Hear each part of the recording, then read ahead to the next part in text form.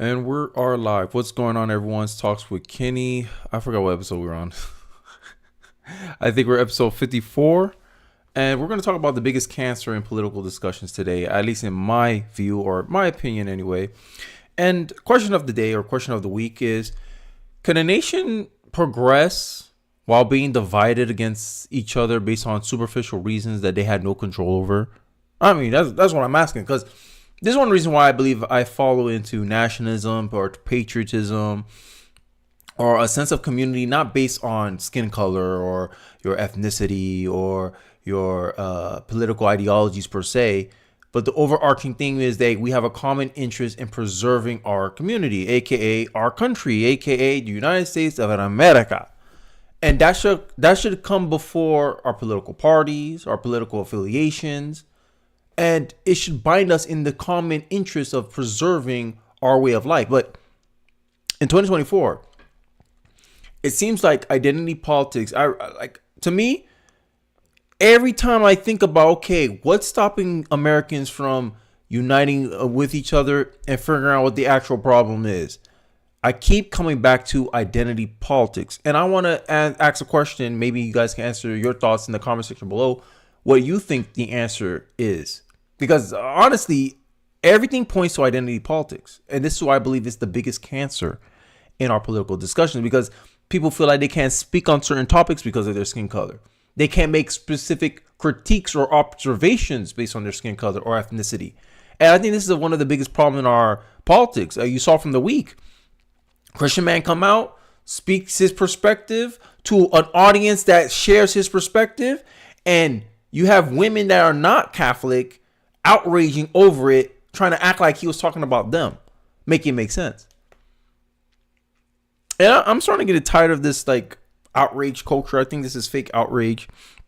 And I want to show an example of how like identity politics seems to have seeped into everyday interactions in our country. And I know you guys saw the whiteness video. You probably thought I was going to talk about race issues, but all this kind of ties together. Feminism, racial supremacy, seeing color, all that ties into the very core tenets that they all share, which is identity politics. So we're going to check out this video. Matt Walsh says she made a 2-minute video where it would have been quicker and simpler to just say I'm a bad wife and a selfish person. And this is where I think identity politics actually breeds selfishness and contempt. You don't want to do anything for your husband, because this is where I think identity politics seeps in. It seeps into the most simplest of interactions. You're married to a man that you supposedly said you're going to be with him forever, and you find it a drag or a hard to do anything for him. You see it as a chore. I expect this, I expect that, right? And you see it as almost like not a game, but you don't see him as someone on your team. You see it as, this is what I'm saying, like this gender war stuff, and this is another thing based in identity politics. It's literally sowing division in the most like basic, the most like small of interactions. And it makes no sense to me. So here's the reply that she's making this video to. And listen to the advice. What you're essentially saying is it's a never ending act of kindness for your partner. If you're in a healthy relationship, your man should be doing these things with or for you without expecting it from you, without them expecting it from you. And here's her response. They're saying, whoa, whoa, whoa, those are small acts of kindness. Why wouldn't you want to do that for your partner? But here's the thing. Small acts of kindness that are mostly domestic labor just add up to work at the end of the day. So here's a list of things that I don't do for my husband. You all know I don't do his laundry. He can do that himself. I do my laundry and we do the kids' laundry, but he does his own. I don't cook dinner. He cooks dinner every single night. I do breakfast and lunch for us and our kids. I don't pack him a lunch. If he's hungry, he'll figure out what he's going to eat for lunch the same way that I do. I don't make his doctor's appointments because guess what? He's not making mine. Would it be kind of me to do that? For sure. Is it my job? Absolutely not. I believe it is. I believe you have an obligation, right? Because let's say he's the breadwinner. Let's say she's a stay-at-home mom. It's not his job to pay all the bills in the house. Why should he?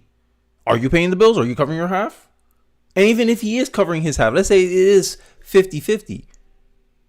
people will say, oh, like your husband should be doing this. Like the funny part is a lot of these women that pretend to be these raw feminists online, they still hold men to this expectation of, oh, you still should be traditional. I still want to be traditional, but it only seems like they only want tradition where it benefits them. They want to pick and choose what they're obligated to do, while a man has no choice to pick and choose what he's obligated to do. If a man say, I don't feel like mowing the lawn outside, she's not going to do that. Like, is this tick for tack game? And it's this victimhood Olympics that a lot of feminists try to complain that they do a lot of. How can I say this? They call it imaginary work, or they call it I forgot what it's called, invisible work.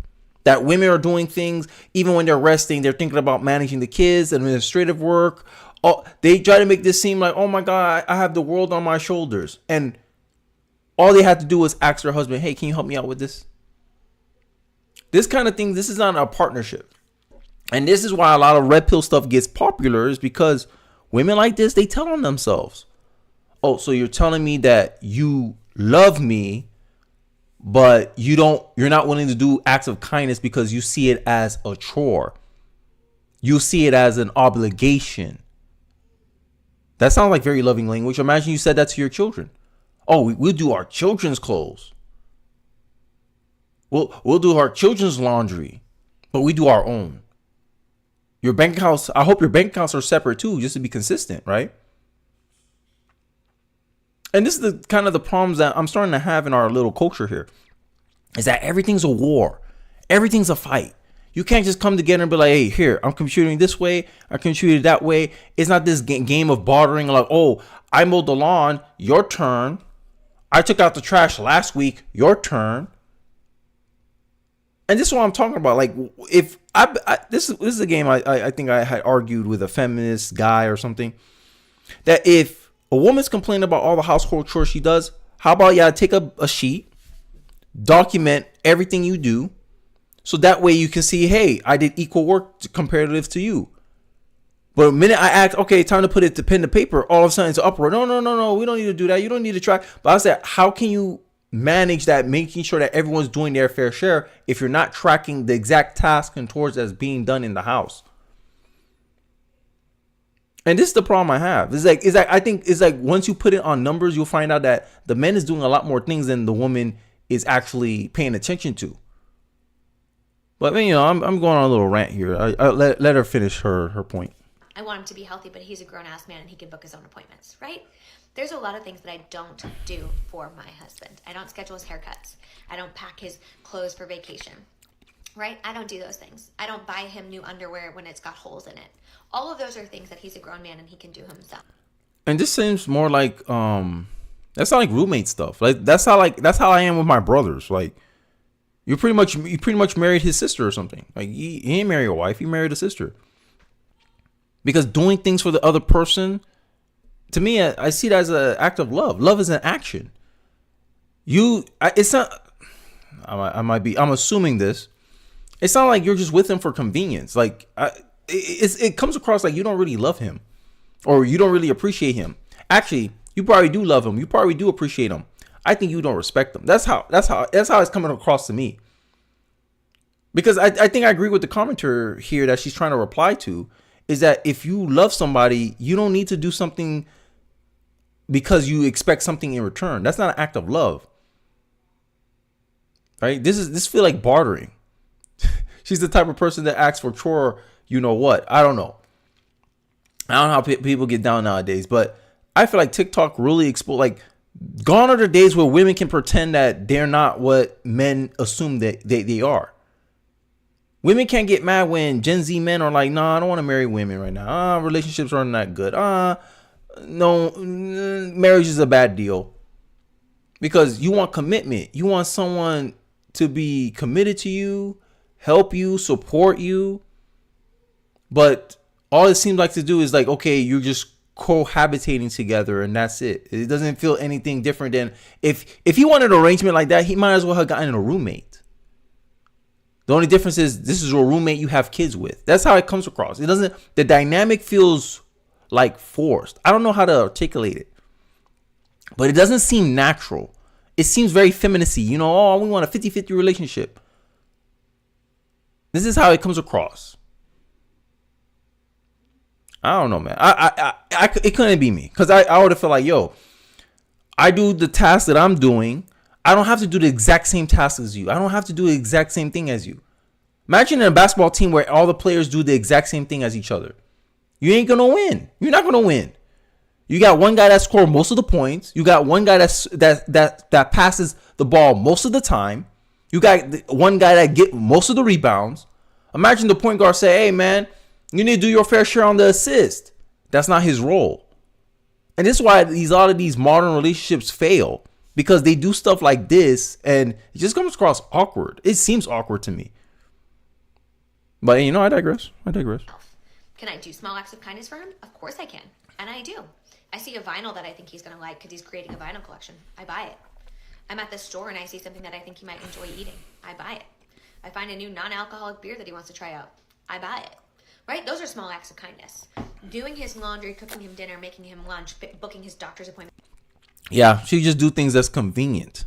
Not necessarily like, and they doing work. She doesn't want to put effort. That's what I think the word I'm looking for. She doesn't want to put effort into the relationship. She'll do the most convenient thing. Oh, I'll buy you stuff. Okay, let's fit the exception. I'll buy you stuff. Let's say a rich man. Oh, I'll buy you stuff. Does that mean he really love you? I don't know. I need to hear the husband. I need to see I need to hear the husband's take on this, because I don't know. We're all assuming here, but we only hear one side of the story. I don't think most men will like this dynamic that she's projecting up here. It's all those things. That's domestic labor. Those are chores. Those are not acts of kindness. Do I do them occasionally when he's working a lot? Of course. Do I cook dinner sometimes when he's had a really long day? Of course. Cook dinner but sometimes. Doing that does not mean that I don't show him love or kindness. Nah, you don't appreciate. You don't respect them. That's what. I'm sorry. I'm assuming all this, but that's how I take it. I don't think she respect them. Honestly, I don't think she respect her husband, because like if I'm coming from a long day at work and that's sometimes you do, like, come on. Look. I had a point I was going with it, but I just forgot because I was just so baffled. She said sometimes I cook. Sometimes. Imagine he said sometimes he paid the bills. And this domestic labor thing, and this is the problem I'm starting to have. Feminists, they categorize things differently.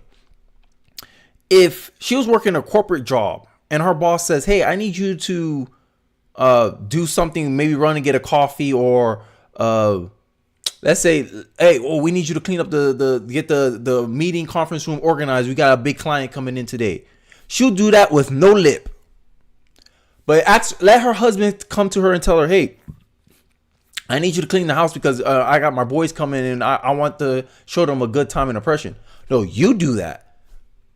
Come on, the man you love, married, you're less willing to do domestic labor because he's not paying you? Like, what world do we live in? This is the feminist culture that's been kind of pushed on women. And I made this video earlier. I did the video reacting to Harrison Butner. I think Kerr. I keep mispronouncing his last name. Forgive me. And I was hinting at how women are essentially conditioned to go down this path of feminism, and that if you meet a woman that espouses like traditional values, hey, I want to take care of my husband, I want to help him, I want to cook for him, I want to be a stay-at-home mom, I think being a mom is more important than being a career woman. The women around her, it's like fire come out of their hair. They're ready to push her down the path of no, you got to focus on the, oh, what if he leaves you? What if he does this? They put all this negative perception on women that just want a family life, and they demonize that. But in the same breath, every argument they use for, oh, what if he leaves you? I can make the same argument. What if the job fires you? What if automation comes in and took your job? Now what you have to do? Oh, you're just going to find another job? Okay, what happens if you get fired during a recession? Literally, the negative talk, it can go both ways. And what I have found to realize is that feminism was never about choice. And that's something I've been saying a long time on this channel. I've been covering feminism a lot since I started this channel. Feminism is not about choice.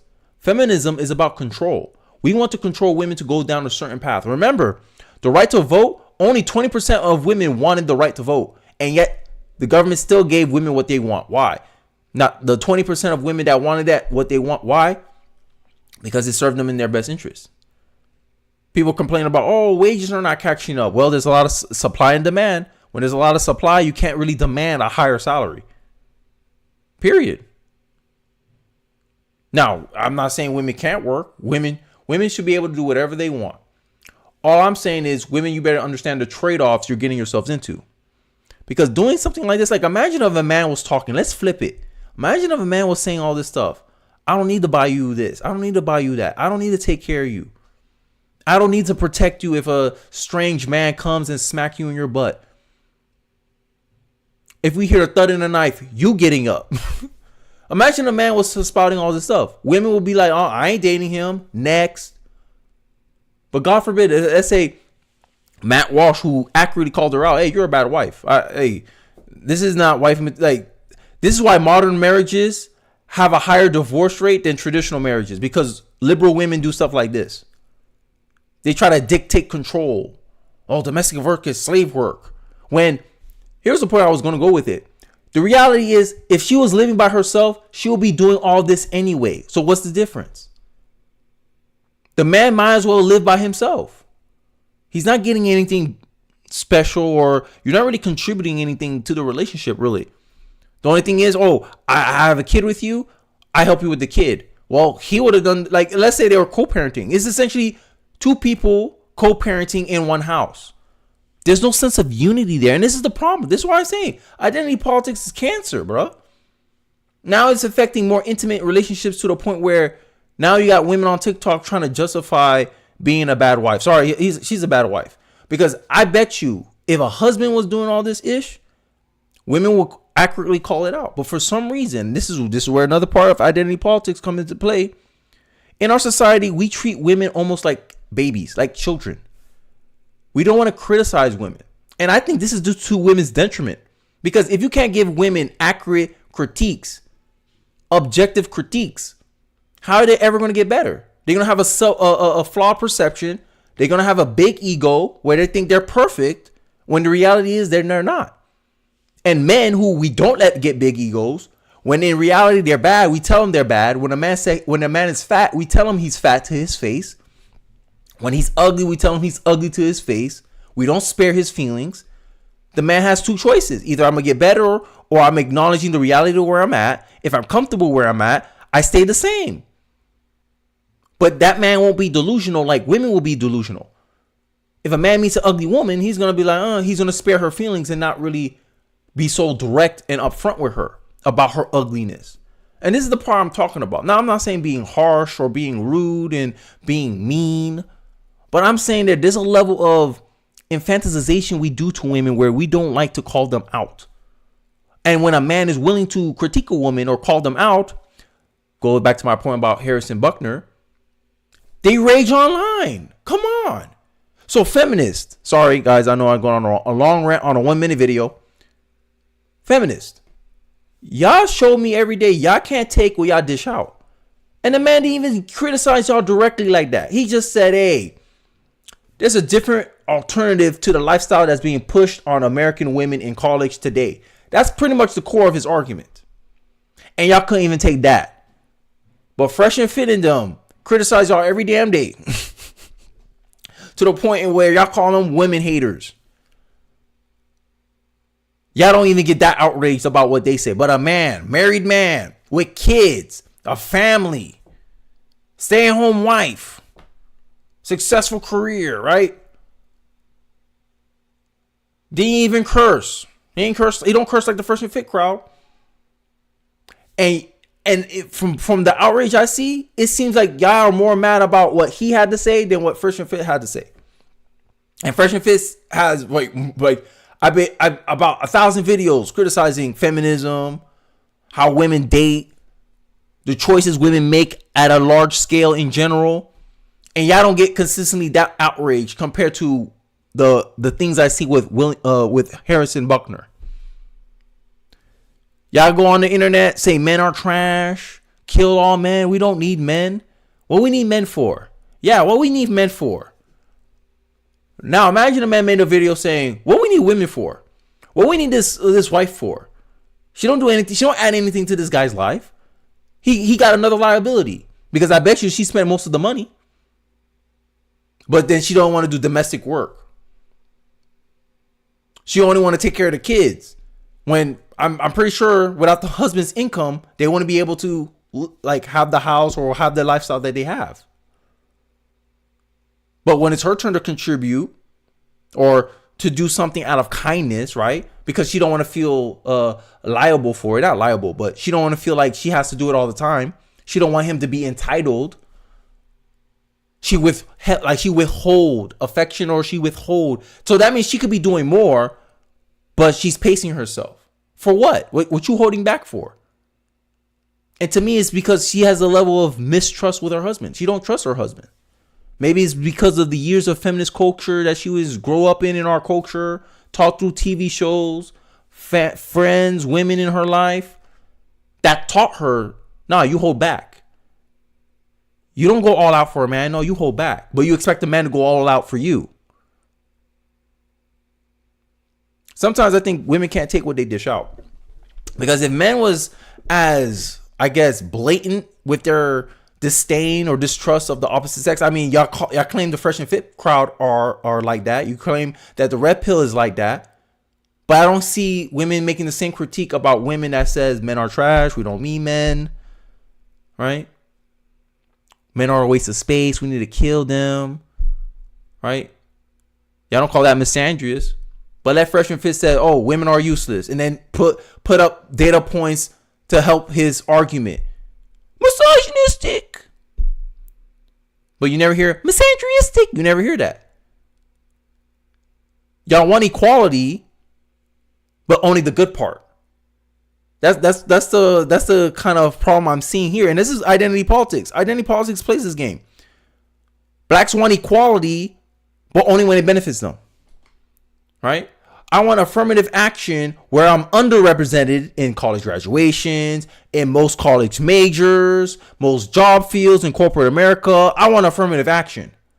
But you never seen the same black people call for affirmative action in the NBA that's 76% black. I'm waiting. Crickets. When they have the advantage, oh, it's time for equality. Time to put affirmative action for Asian white players. No. We don't need affirmative action. It's either good everywhere or it's good nowhere. Consistency. And I think that's what died in our American culture today. Consistency. Because everyone's trying to get an angle. Everyone's trying to advocate things exclusively for their benefit because they happen to be a part of said group. But I digress. Let's let her finish out the video and then we'll go back to Harrison Buckner because apparently he had more to say and I would like to dive in more on it while I still have your attention. It is not my job as a wife, it is not in my job description to do all the domestic labor as small acts of kindness to my partner and receive nothing in return. I agree with this commenter. If it's going both ways, fantastic. But oftentimes, domestic labor, especially when you have children, adds up. And so, no, I am not my husband's personal secretary or his personal assistant. I am none of those things. I am his partner. I am his equal. And I do not have to do things to cater to him and serve him at all. See, to me, that's a claim that she can't really make an argument for. Because unless she tracks everything, hey, I contribute equally to the household. See, look at the stat sheet. But if it's just assertions she's making, I'm less liable to believe her. Right? Anyone can pretend and sit here and say, oh, I got fired for no reason. Really? You think so? For no reason at all. You can't think of any reason why you would have got fired. No, I'm a hard worker. You may think you're a hard worker, but then if the boss come out, here's the metric we judge him on. He was the least effective person in his role, and we had to let him go. That's the facts. So this is where an argument for when I hear feminists talk about how, oh, I don't want to be in charge of majority of the domestic labor. I go, okay, what's your stat sheet? Are you tracking this stuff? Oh, so you're just assuming you're doing all the work. You're assuming that you handle all the domestic labors. What about all the labor he does?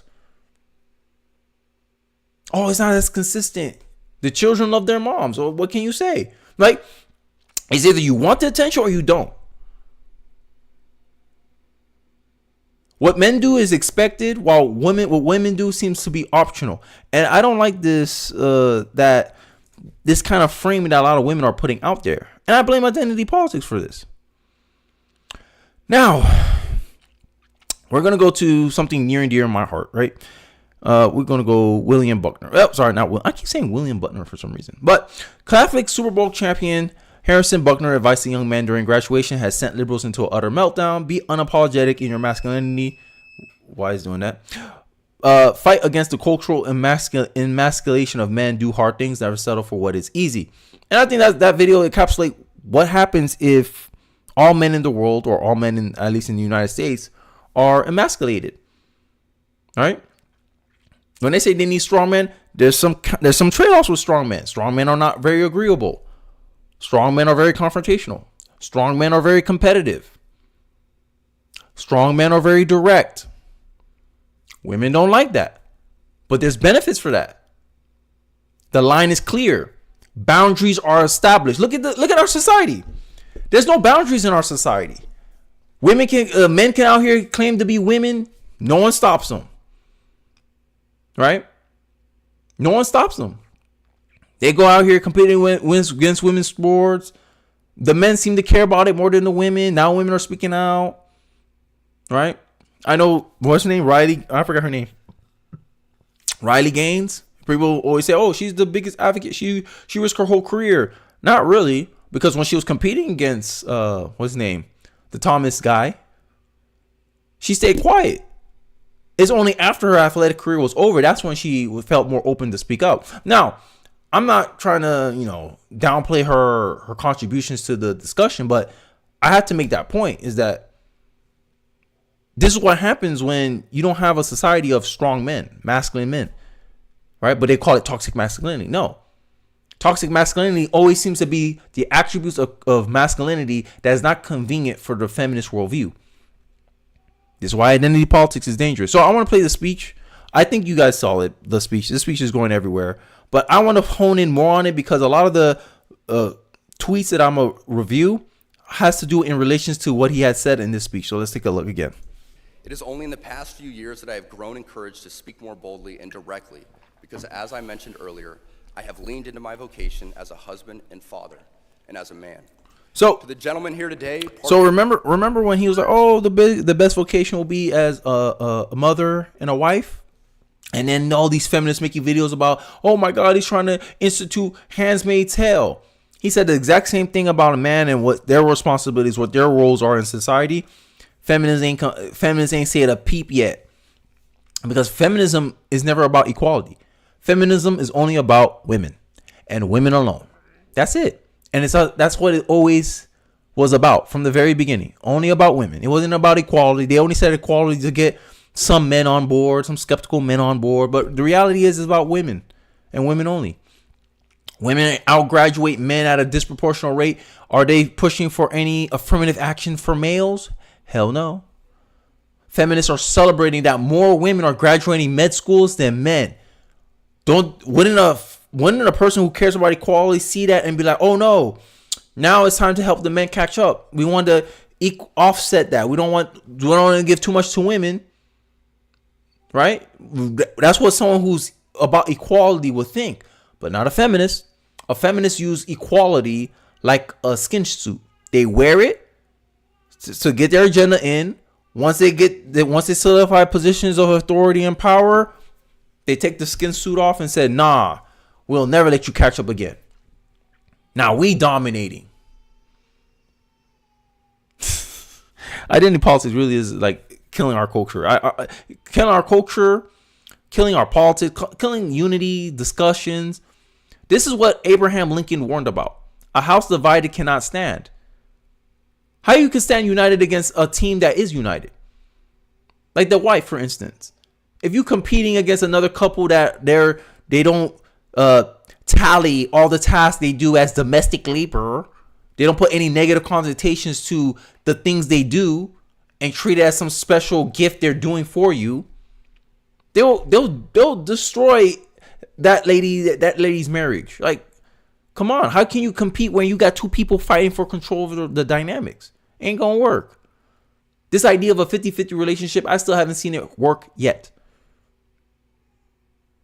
I know gender roles work. I know when there's a role, hey, you're a stay-at-home dad, I'm the breadwinner. Women never talk about that. They don't want that equality. They want the equality. They want power couple. That's what they want. Men from millennia been dating people who make less money than them. Not a peep out of them. Now women are in positions where they're out earning men in some cases, especially if you're Gen Z and younger. Women are out earning men. None of them want to be stay at home. None of them want to be breadwinning wives. They don't want to be, I forgot what it's called. They don't want to make men stay at home dads. But then they complain about, oh my God, domestic labor work.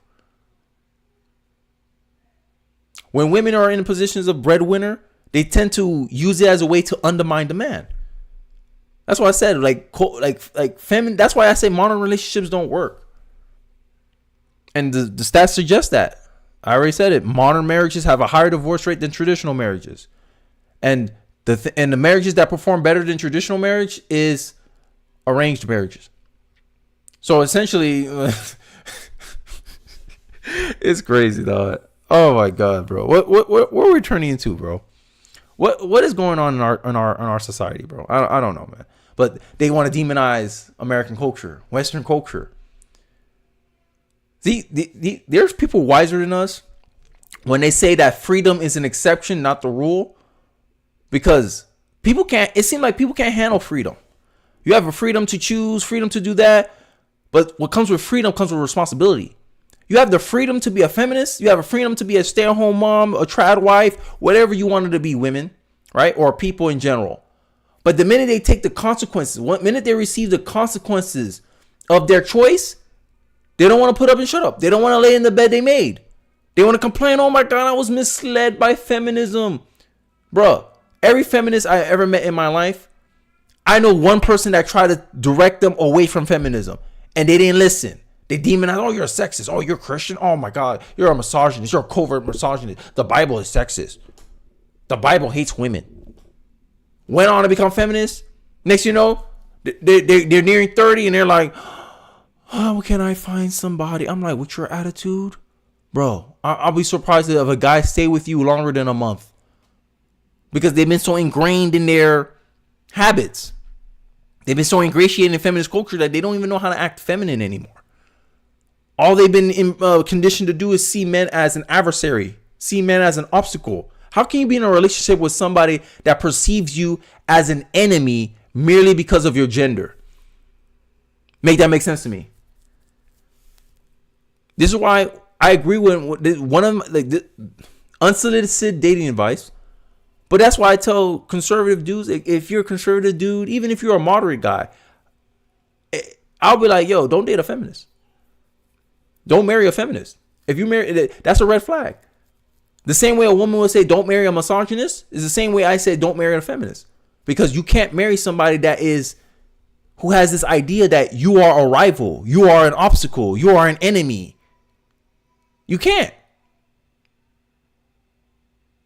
But I digress. Part of what plagues our society is this lie that has been told to you that men are not necessary in the home or in our communities. As men, we set the tone of the culture. And when that is absent, disorder, dysfunction, and that true words have never been spoken. You set the tone, right? And what happened? Men ain't setting the tone. We want more women leadership. Is it because they're women or is it because they're actually good at the job? I haven't had an answer yet. When you hire women that's actually good at the job, they do a good job. Who would have thought? But when you hire someone because of their identity, black women, sorry, not all black women, but that's the perception you put out because we see a higher, drop-off rate with affirmative action hires, with black women put in this position of power. And it doesn't help your case when a black woman does get fired for doing a bad job. People protest and get outraged and say that another black woman needs to replace her. Make it make sense. But then if you say, oh, let's make Candace Owens president of Harvard, not that kind of black woman. Identity politics.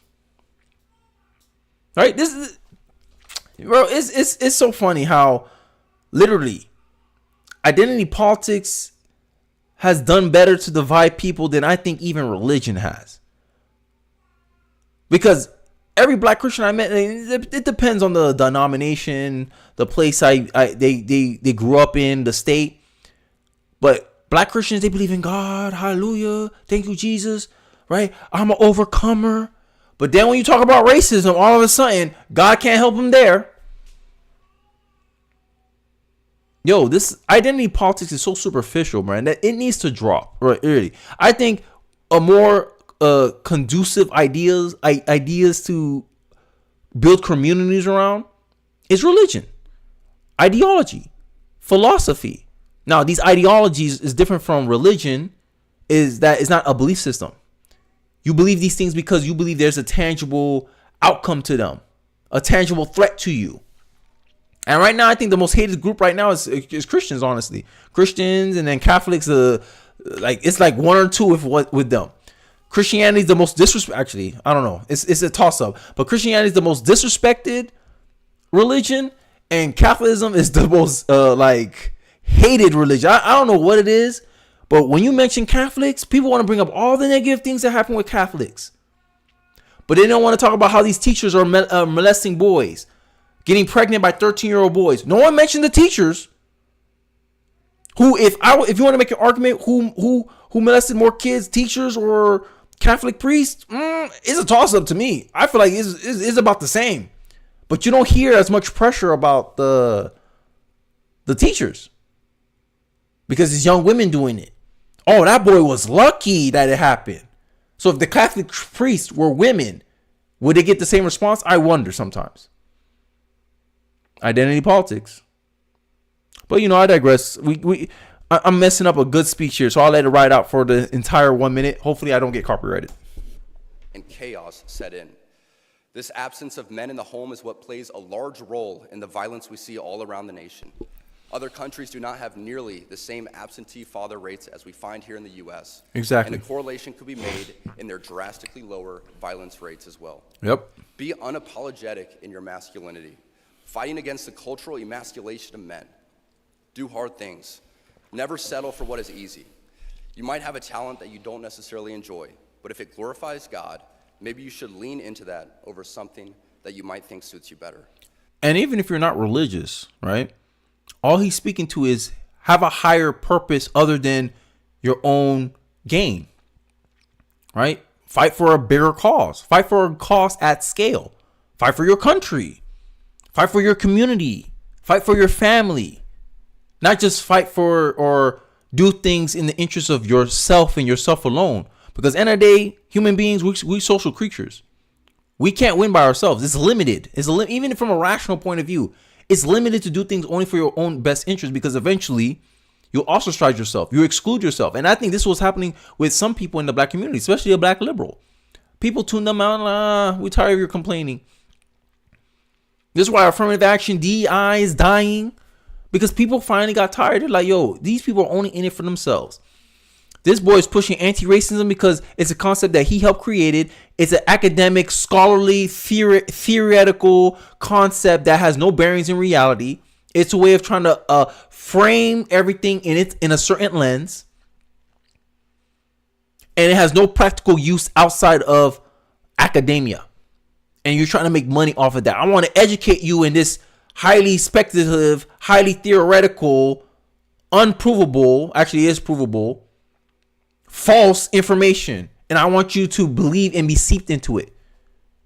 How is this not like any different than a religion? But atheists don't see the threat in that. They only see the threat in religion, but they don't see how ideology can become religion. Because at the end of the day, the Bible makes a very strong case, a very strong statement. The Bible stance is, hey, you don't remove God. You don't you don't leave God, or I forgot how the saying goes, but essentially is humans can't remove God. They merely replace him. So zealotry is not a religious thing. Zealotry is, I think, almost a human nature thing. This is where we get dogma from. You believe in unprovable things, unscientific things. Like climate change. I was waiting to use that one. Right? Climate change, oh my God. Hottest year ever. Oh, what was the numbers? Oh yeah, we were 1 degree hotter than we were. That's the hottest year ever. Yeah, the average degree is like 0.6, 0.3, 0.2. That's usually the rate of increase in heat and temperatures for us. But we hit a whole 1 degree. Hottest 2023. Hottest year ever. You can't deny climate change is a threat, Kenny. We only became 1 degree hotter, bro. Like, relax. Like, we ain't going nowhere. I'll see you in 12 years. Climate change prediction comes wrong every single time. And you still expect credibility. Only an educated person can demand that. Only an educated person. But I'm the fool. I'm the fool for denying climate science. More like climate theology. Sorry. I can't speak today. But you want to hate on him because he's espousing beliefs based on a religious worldview. But people online, people in these talk shows, people on mainstream media talk day and night about the climate. Make all these bold predictions that never come true. But God forbid a Catholic man stand by his beliefs and espouse them and advocate them fiercely in public. God forbid that happens. Eric Allison. Appreciate you, bro. Identity politics will go on into history to be one of the huge political failures of mankind, but only after causing large amounts of hatred, violence, and death. Oh my God. Truer words have never been spoken. Actually, I want to move on from that because I think the damage has already been done, right? Delano Squares is a guy I follow heavily. He's a researcher, I believe, not right wing. I want to call him right wing, but he's a conservative man that believes that the black community can improve if it just look at it, evaluates its own behaviors and things that it uplifts in its culture, that it can finally move forward. But because black community, in my eyes, is the group of people that's most affected by identity politics, because they both perpetuate identity politics, then they also believe that identity politics is the biggest problem in their life, aka racism. All right, and this is the core of my video. I'm starting to get towards the end, so I really want to hone in on the topic of the video, which is anti-whiteness, right? Really, I'm talking about racism in general, but I want to specifically give attention to the white community, you know, because I'm gonna play reverse Uno today. Because if white people talk the way that black people or some people who claim themselves to be pro-black talk, those white people will be called white supremacists. That's why I don't get offended by what's his name? I forgot his name. The one that the conservative movement, they call him a white supremacist. He hanged out with Kanye. I forgot his name. Nick something. Damn. I forgot his name. But his name is gonna come to me. Watch it. But when they make demonize this guy, act like I'm like, yo, that's nothing any different. I haven't heard. I used to hear black supremacists talk to me. Right? They're talking, oh man, you're the real God's chosen people. Right? Look at your color. No one has your skin color. I forgot those people. But those black supremacists that be in the hood trying to lead you into Islam. I forgot the religion. Some denomination of Islam. The Louis Farrakhan group telling black men, oh yeah, you the real God's chosen people. This is why everything's so against you, right? Those crowds.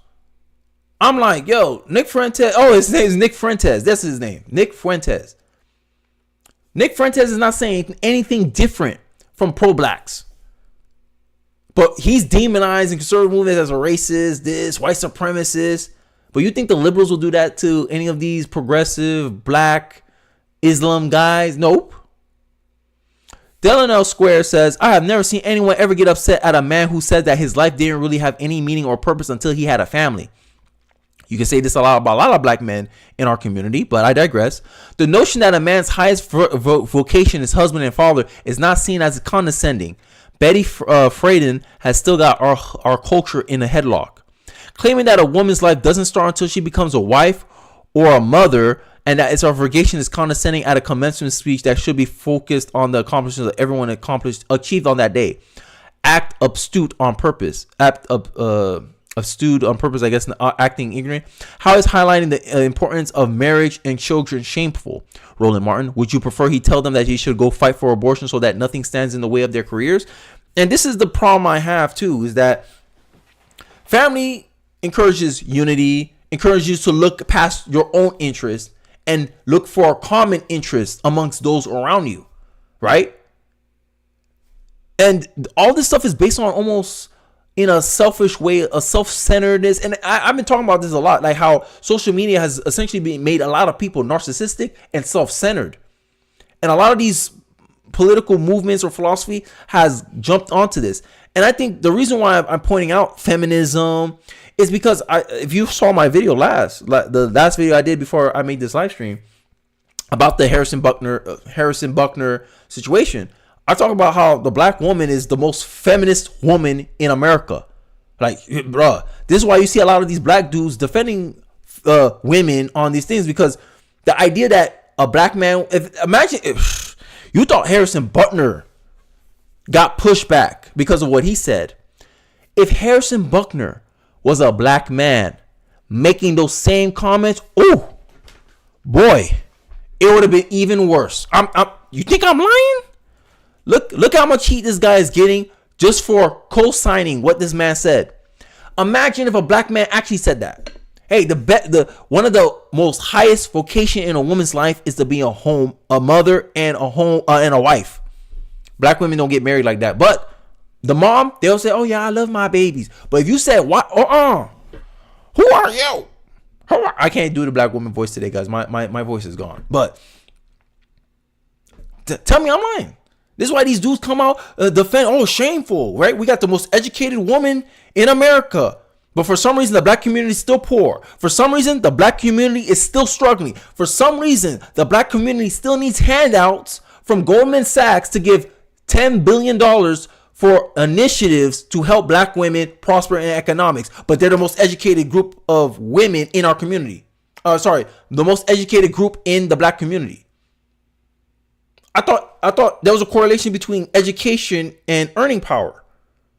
Are not enough women getting degrees? But they're getting more degrees than black men. Yet they're still more likely to get evicted at a higher rate. Right? Still more likely to end up in welfare compared to men, at least. So what is it? And it's this idea that black women, especially black women, they have this. They put education on a pedestal. They get degrees. They getting a degree on a pedestal to the point where they won't date a dude unless he has a degree too. Right? And this is why they always go, "Oh, there's not enough black men out here. There's a shortage of good, eligible black men." This is why they get so mad when black dudes end up dating white women. Another problem with identity politics, because it's not identity politics, and it's not because of your skin color that black women are perceived. Because the stats show that they're the least married, most divorced. They're the more they get married at a lesser rate compared to other groups of people, and they're more likely to divorce than other groups of people. So you can keep blaming the problem on men, but eventually you have to look at yourself and say, what are we doing as a culture, women? And as a black man, I'll point out one thing. I don't use that phrase lightly. As a black man, there's one thing I'll point out to black women is their culture of how they approach dating. I don't chase a man. Last time I checked, a job that you really want, do you chase it or it chase you? I'll wait. It depends. Okay, it depends. It depends on you. All right. What if this job there's less of these jobs than people who are willing to apply? There's more people willing to apply for a job than available. Wouldn't that mean the job is more valuable than the individuals because it's easier to fill that role because it's like, oh, you don't want to take the job at this offer? Okay, we'll get someone else because there's only like 2 million of these jobs and there's like 6 billion of you guys. It's the same thing with the black men they claim they want, right? These successful, these educated black men that black women are like, oh my God, they have all the leverage in the situation because women outnumber men in college. But the black women have this culture in the dating approach. Oh, we don't chase men. Men's supposed to chase us. Other groups of women don't have that same approach. And you see the results of it now. Now you see the results of why you see a lot of white women with black athletes. And it makes the black woman mad. Did I use skin color? I could, if you told me, hey, Kenny, Group A says they do not chase men, while Group B said they're willing to chase the right kind of men. They have no pride or ego about chasing a man because they believe, hey, this man's a good man. This man has a high potential to be a good provider, good husband, have a successful career, and I want to snag him up early. I want to invest in them early, just like an Amazon stock. When Amazon IPO, that was the cheapest time to buy Amazon stock. Now Amazon's $3,000 a share. You can't afford Amazon stock anymore because you get in too late. Once he's a finished product, it's harder to get them. This is the difference of approach. A lot of do you see it on TikTok? I'm not even making this up. You go on TikTok, you see black women complaining about, hey, I noticed that a lot of my white friends, by the time they graduate college, they already got a ring on their finger. They're already engaged, already getting married by the time, and then they're getting kids down the line. Us, we still struggling, trying to find a dude. We still dating. The struggle's real out here. We only want to exclusively date black men, but a part of me feel like it's a cult because they hate whiteness. I'm just saying. Right? And this is the problem. The problem is about your behavior, not necessarily about your skin color. Right? But then you get these guys defending it. Oh, how is highlighting the importance of marriage and children shameful? There's a culture in the black community that says, hey, caring about the family is shameful. And they wonder why black women are the most divorced, least married group of women. Because they're never taught to center their goals towards the aim of for a family. It's usually for themselves, right? For their status. So they can pump their chest and say, oh, look at me. I'm making six figures. I'm doing bad all by myself. And then they 30 plus, 40 plus, 50 plus years later, they're crying on the internet talking about, oh, what if I'm scared to date? What if he wants kids? I can't give him kids. Because they made their priorities. All I'm saying is make your bed, lay in it. Hey, if you say you want to pick your career over a family, then go all in on that. But I digress because, I have to wrap up this video pretty soon. So we're going to speed through this. The most racist group in America, in my view anyway. White liberals present themselves as less competent in interactions with African Americans, aka black people, right? For years, I've been told this story about how the conservative is racist.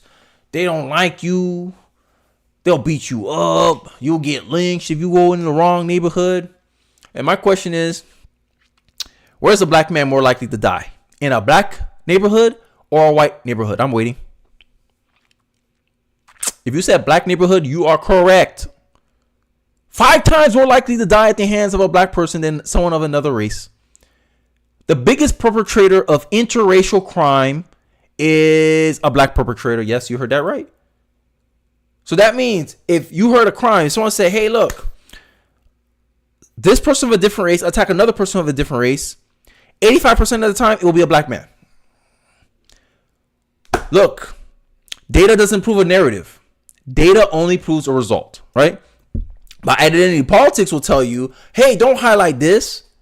We don't need to solve this. Like, put that on the rug. Oh, you hating on black. Oh, you hate on your black brothers. Nah.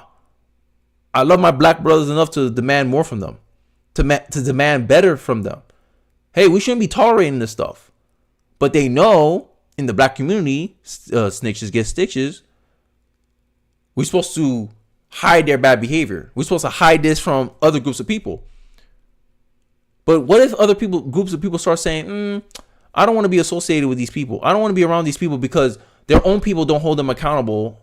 And if someone of a different race says something about them, they'll label you a racist. Make it make sense. All you're doing is you want people to run away from you, Black America. And then they get mad about white flight when the reality is it's not only white people running away from black people.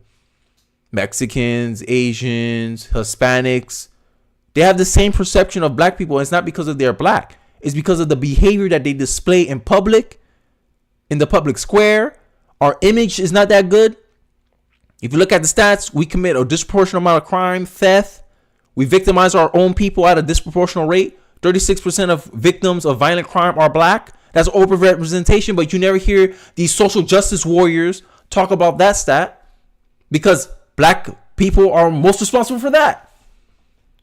They talk about how black women are abused at a disproportional rate, but they don't tell you who is abusing them. They want you to sit there and assume it's a white person. Asians, hey, we're going to get on the minority crime. Black people, black perpetrators disproportionately attack Asian folks more than whites. But we have a white supremacy problem. White supremacy is the biggest threat in America. Identity politics. I see that as you deflecting. You're trying to move the attention away from what your people is doing, the negative behaviors your people is doing, to try to sugarcoat it and hide it. Right? And then you got white liberals here pretending that you're helpless, pretending that you can't do anything for yourselves, pretending that you don't know what a computer is, proving this stat right. And this stat is 5 years old. White liberals present themselves as less competent in interactions with African Americans, aka white liberals dumb themselves down or pretend to be dumb or dumb down their language to interact with African Americans because they think you're dumb. They think you're incapable of helping yourself. The cancer of identity politics. According to the NCAS, Eric Allison, I appreciate you. Between 2018 and 2019, black women made up 68% of associate's degrees, 66% of the bachelor's degrees, 71% of master's degrees, and 65% of doctoral, medical, and dental degrees. And still, there's some degrees like physics, aerospace dynamics, I believe, those hard STEM sciences. There's not a single black graduate yet. I think based on I think there's bachelor's, there's social, but I think at the master's level and the doctoral level, there's some degrees that don't have a single black graduate in it. And then the funny part is these same fields will have DI or racial quotas that can't realistically be met because there's not enough black applicants that's qualified to do those roles. It's craziness, right? Black women, y'all are so educated, right? Look, this guy just brought all the stats. You 68% of this, that, and third. But are you doing anything for black men to catch up with y'all? No. Y'all just use the fact y'all got the degrees to say, oh, look, black men are falling behind. Look, if the future is female. I'm still waiting for that future. Because if the future is truly female, then we're a disaster. Because essentially the black community is a matriarchy. Essentially. 70% of kids are raised by single mothers. Who's raising the current generation of the black community? Black women. But they don't want to take the accountability for all the negative outcomes that their tutelage, them directing the culture, them directing the future generations of black Americans into the current state that we in today. They don't want to take accountability for that. Most kids are raised by single moms. When they see teen takeover and call it in Chicago, they go, where are these kids' parents? Probably working, sleeping, or don't even realize the kid's not even in the house. Single mother household, the single parent household pandemic that's in the black community. And then when you get black conservatives or people who see that, hey, some of the solutions in fixing and mitigating some of the problems in the black community relies in respecting the family, highlighting the importance of family, black liberals call it shameful. Shameful to say being the most important role in our society is being a mother and a wife. Because the black liberal hates the family. They hate the nuclear family. Right? When the black community was about the nuclear family, let me show you, because this is something they don't want to show you, right?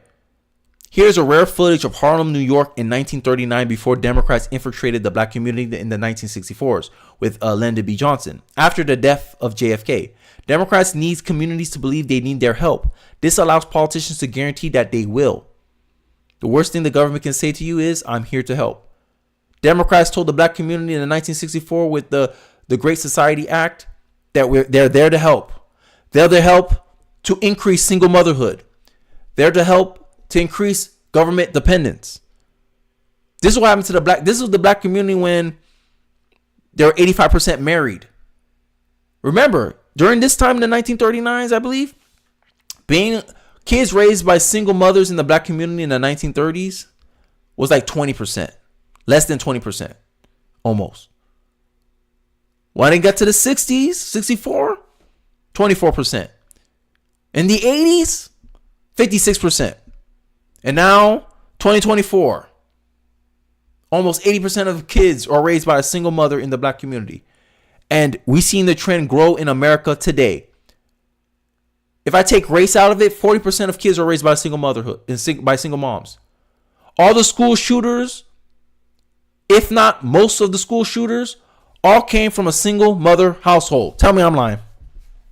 Behavior, right? But black people will make jokes. Oh, these white boys are shooting up schools. They're a threat to everybody. Like black kids ain't doing drive-by shootings. Like black kids ain't doing any school shootings. If you look at the rate of mass shootings, that's disproportionately black too. But instead of saying, oh, these black kids are committing these behaviors, let's call them out, let's critique them, let's criticize them making these behaviors. Criminal justice advocates, social justice advocates use it as a way to try to say that the system is racist against black people because it disproportionately affects black people when black people are disproportionately making the outcomes. They don't use the same racist argument about the NBA. How is the league 74% black when the population is only 30 or 13%? That's racist. No, they don't. When it's positive, oh no, it's not because of racial discrimination that the black man is 74% of the NBA. No. But then when they're underrepresented in every other industry, any other field, oh, it's racial discrimination. Oh, we need more representation. You need affirmative action. Where's the affirmative action for the NBA? NFL. NFL's about like 56% black, so it's not that bad. But still, they don't cry about that. And this is why the black liberal is scared right now. Cardi B tells the Rolling Stone she won't be voting this year. I don't F with both of y'all, Cardi B said about Biden and Trump. Right? And this scares the black liberal. Because for the longest time, the black liberal had gotten the black culture on a stranglehold. There was a poll I saw where young black voters are more willing to vote for Trump than older black voters. And I've been saying this for a long time. Like, I'm in that group. I'm under 30. I'm 28 years old. Right? I told you most of Gen Z is moderate, including in the black community. Now, there's still a large percentage of them still will vote for Biden. But you see the increase. I forget. I think the poll was like 25% of young black voters will consider voting for Trump, while the older blacks over 50 is like at 8% considering Trump. This is why I speak. This is why I give my thoughts, my opinions. Every black conservative you see now, or any moderate you see now who could see, hey, conservative policies could help us here, are the young ones. Because you can't teach an old dog new tricks. Frederick Douglass says that it's better to raise strong children than to fix broken people. Now, that's how I see the black community right now. I'm not saying they're broken people. I just see they're people stuck in their ways, especially the older blacks.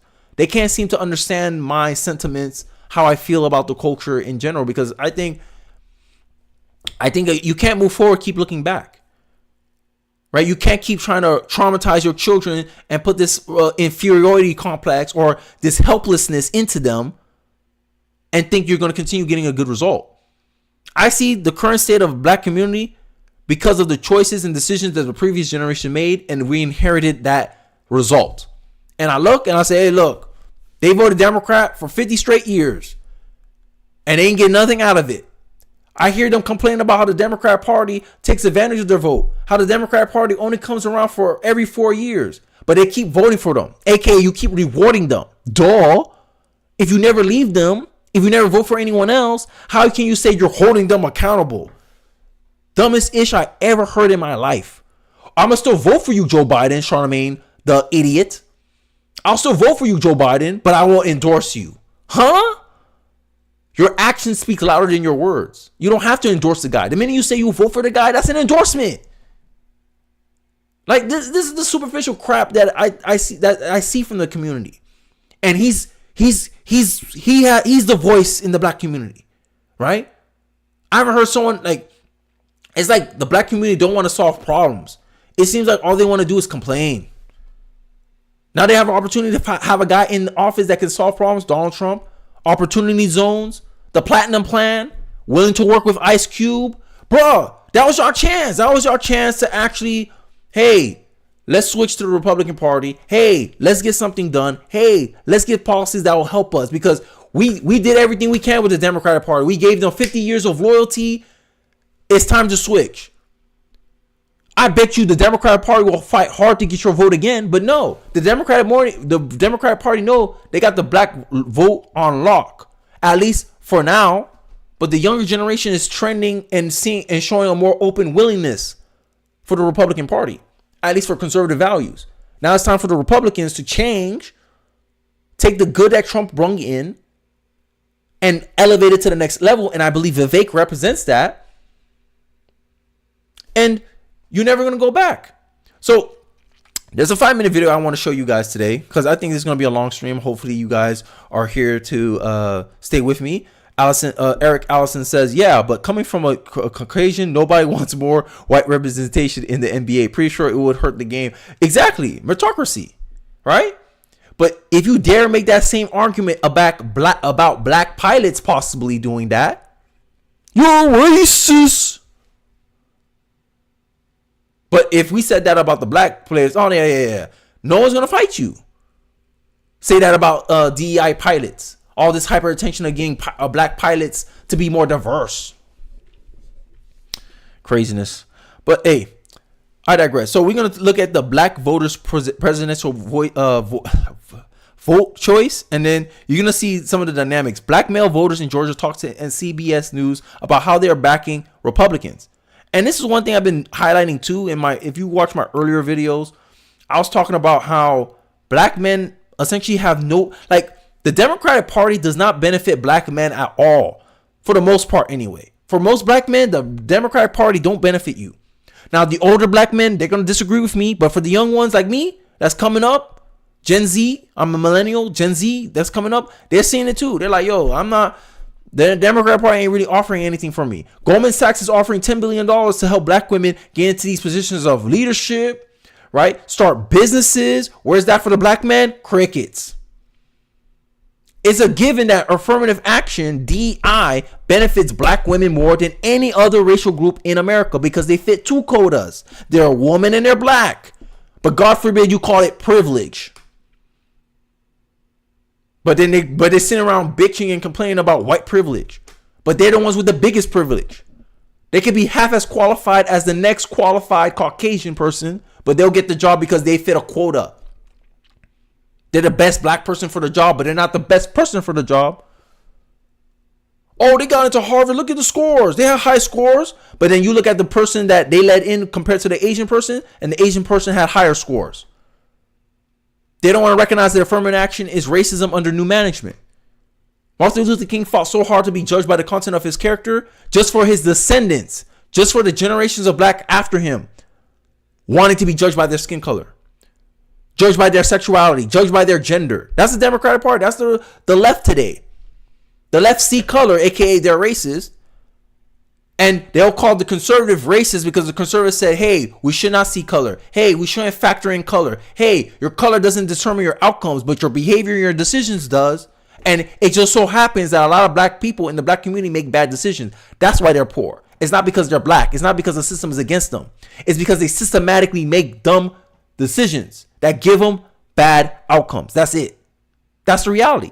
And black men are noticing this. They're like, yo, let's change it up. Let's switch it up. Because we can't keep doing the same thing over and over and over again and expecting a different result. But I'm done rambling. I'm let my voice rest, and we'll hear more about what black men think in Georgia. Is losing support among black voters in Georgia. That's compared to how he did in 2020. He still has a commanding lead over former President Trump among this key voting bloc, but waning support from them in a battleground state could have major ramifications for the general election. Our Torian Small sat down with several black male voters in the state who are backing Republicans. So, Torian, this is a fascinating conversation. I'm so eager to see what you learned from them. Why are these voters that you spoke to inclined to some conservative ideas? Yeah, so 2 things, Caitlin. I met with canvassers with the new... Sorry, don't call me homophobic for this, but I've been noticing a lot in political talks that a lot of the dudes that, that's supposed to represent black people and their interests, they have very effeminate voice. That's what I'm trying to say. All right, I don't know if I have the most manliest voice, but I'm just saying, like, I sound like a dude, right? But when he talk, if I didn't have my eyes, I would think, is this a female or some shit? But I don't know. It's a little pet peeve of mine. I'm like, yo, what's up with these dudes that they always talk with such a effeminate sounding voice? I don't know why. I said, this is what you're supposed to represent black men or something like that. I don't understand it. But I digress. It's just a little pet peeve, not a serious point, just a little pet peeve of mine that I notice a lot when I hear these guys trying to break down what black men think. New Georgia Project. It's a left-leaning black voter advocacy group in the state, and they're telling me that they're seeing young black men be more open to considering Trump because they are the targets of misinformation. Part of that is the accomplishments or opportunities or these perceived opportunities for that community is being attributed to Trump in their minds wrongly instead of Biden or even Obama. Well, see, this is the crap I'm talking about, right? They want to attribute. So when Trump was dealing with COVID, they didn't want, like Thomas Sowell said, politicians. Excuse me. When it comes to the credit, everybody want a piece. But when it comes to failure, no one wants it. Failure is an orphan. When bad things happen, no one want to take credit for it. No one want to take responsibility for it. When good things happen, everyone want to take credit for it. When COVID happened during Trump's election during Trump's administration in 2020, it's all Trump's fault. Regardless if it came from China, regardless if it's outside of his control, regardless that he had limited information when interacting with it, Trump's fault. He lost the election based on that. 2019, when Trump boasted that he had the best economy ever, the Democrats swear up and down it's because of Obama's policies. Oh yeah, the results of Obama's policies are kicking in. This is why Donald Trump's economy is booming so well. When Obama himself debunked that claim by saying that, hey, Donald Trump, there's no way in hell that you can have unemployment under a certain percentage point. What? You'll need a magic wand to do that. Which states that he didn't predict that any policy that he put in place will give Donald Trump a result like that. But the Democrat Party still want to take credit for it. They still want to label it misinformation. I already told you about misinformation. All that means is information or evidence that goes contrary to a worldview we want you to have. All right, but people have been telling me that I should react more to left-wing media. This is why I don't, because I'll ramble for a century if I continue listening to this guy. But I digress. But this group of black conservative men I sat down with said that they want to buck the idea that black men have to belong to the Democratic Party. Here's a bit of our conversation. I think that there's a misnomer, there's a social fallacy My guy. that surrounds the view that because the vast majority of black men voted for the Democrat Party, that there isn't a lot of conservative values there. Black men are very much looking for their opportunity to do it on their own, and they're not looking for necessarily for government to deliver something to them. I agree 100% with that. Government, get out of my way. Do nothing for me. Sorry, I can't speak today, guys. Frederick Douglass, in my view, one of the best conservatives in history. Government, do nothing for me. That's how black men used to be before the 1960s. Government, get out of my way. I'm not your pet. That's how the Democratic Party treat the black vote. Tell me I'm lying. The Democratic Party treats the black vote like it's their pet. He sounds unsure and soft and possibly gay. Appreciate the show, Kenny. Great content. I appreciate you too, Eric Allison. Hope you had a good night, because it sounds like you want to leave and drop off. I don't blame you. It's like 10:15 p.m. and I'm crazy enough to still be up at this time. But let's continue with the video. I want to hear more what this guy has to say, because I agree so far with everything that this Georgia voter is saying. That's 41-year-old Azad Ahmadi. He was actually an Obama-Trump voter. He flipped in 2016, and that's really his introduction to this conservative movement there. But again, they're looking to reject the idea that black people have to come home to the Democratic Party in November. Yeah, that's fascinating to see that transformation. You Appreciate it, Eric. mentioned that you spoke to a liberal-leaning group about black voters, but you've also spoken to the Republican Party about their outreach to black voters. What are they doing? What did they tell you? Well, so there's a clear disparity in outreach efforts post 2022. We've seen a lot of those community centers or outreach centers shutter after 2022 happened.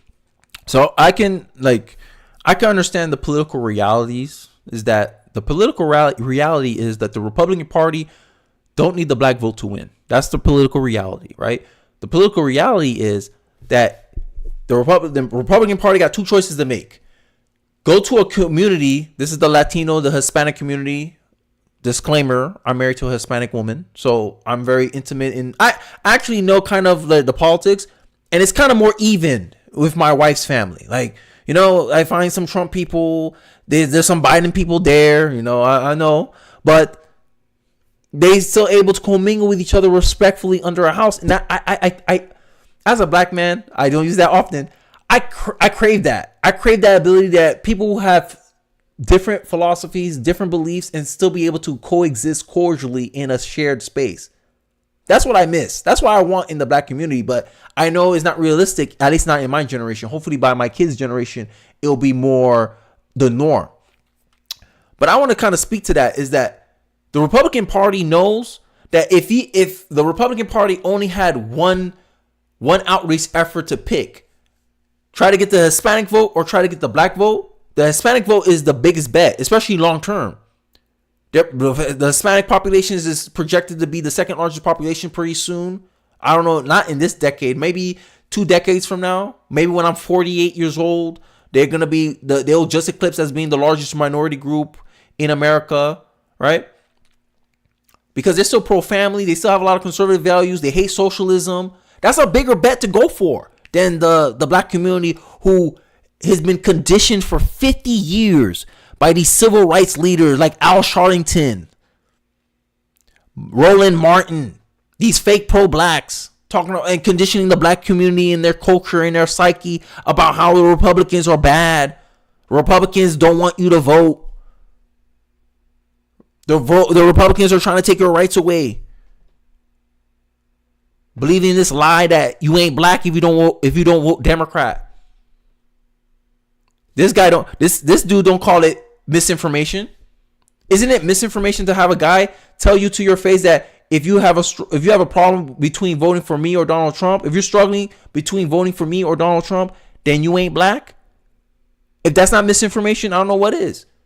Oh, but black men that carries conservatism, that votes for Republicans, are very open to misinformation. Young men are very open to misinformation. Liberals ain't? In my estimation, the Democrats rely on the ignorant vote. Ignorant voters vote Democrat at a larger percentage than they do Republican. Especially if you're a black man. Especially if you're black. If you're a black and you're voting Republican, it means you're more likely to be an informed voter compared to a black person voting Democrat. Why? Because 90% clip. The black community vote at a 90% clip to the Democratic Party. That means culturally, you're more likely to be incentivized and conditioned to be a Democratic voter compared to being a Republican voter. So that means, in my estimation, if a black person chooses to become a conservative, chooses to become a Republican voter, I will bet you they're more politically knowledgeable than the common everyday black Democrat, because their culture doesn't push them to vote Democrat. Their culture pushes them to vote Democrat, not Republican. So if they choose to be Republican, aka go against the grain, that means there's a valid reason they're doing that, as stated by the Georgia voter that this guy interviewed. But, I digress. Happened in Atlanta. I went to a center in College Park, just right outside of Atlanta. It was the African American Community Center there that closed down, and nothing has replaced it. I talked to the same conservative group about that. If they see that as a problem, this is what they had to say. Do you think Republicans are doing enough outreach in black communities? We can do a better job. We have an opportunity to get a message. Here's my problem with this outreach stuff, right? Why do I this is what I'm talking about. Like, the black community, it pulls itself away. Like, it likes to be exclusionary and then pretend that it's being discriminated against. Make it make sense. Oh, we want black only spaces. Okay, white person said, I want white only spaces. Racism. But essentially, when you advocate for black only spaces, you're advocating for segregation. The same way but it's you want to be in control of that. I want blacks to have the ability to separate itself from the white community, but I don't want the white community to have the ability to separate from the black community. This is why these black liberals are always complaining about white flight, about white people in Georgia that broke off and became their own county because they were tired of having their taxpayer dollars wasted on ineffective liberal school policies.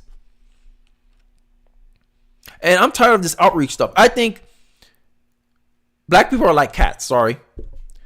Is that they'll come when they come. They'll come around when they come around. Right? Because at the end of the day, it's hard to like reach out to people who don't want to reach out to you. Right? It's almost like success. When you need somebody, they're never there for you. When you don't need them, for some reason they have the time to I already solved the problem. I don't need you anymore. That's when people are more willing to help you. That's the dynamic I noticed in the black community. When you coming up, hey, I need support, I need help. Crickets. Minute, you the man. Everyone's coming out. Oh, I used to support you. Now they want to give you support. Now they want to help you out because now it's obvious you already done it. And that's how I see kind of how the Republican Party going to have to try to approach this, because I don't think the outreach stuff is working, because the mere fact is because the black community is so skeptical and so resistant to the Republican Party. Self-determination, personal responsibility. Those things sound like kryptonite to a lot of black people, because black people have been conditioned and taught that because of their skin color, they're helpless to change their own situation. Right? They've been conditioned by liberal policies, the liberal mindset that someone has to do something for them. It's impossible for them to do something for themselves. And when conservatives come out and say, no, personal responsibility, do for self, they go, that's crazy talk. I can't do that. I'm black. Right? They use their skin color as an alibi to excuse themselves from fixing the problems that they can fix in their own capacity. They think the only way they can fix their problems is through government political action.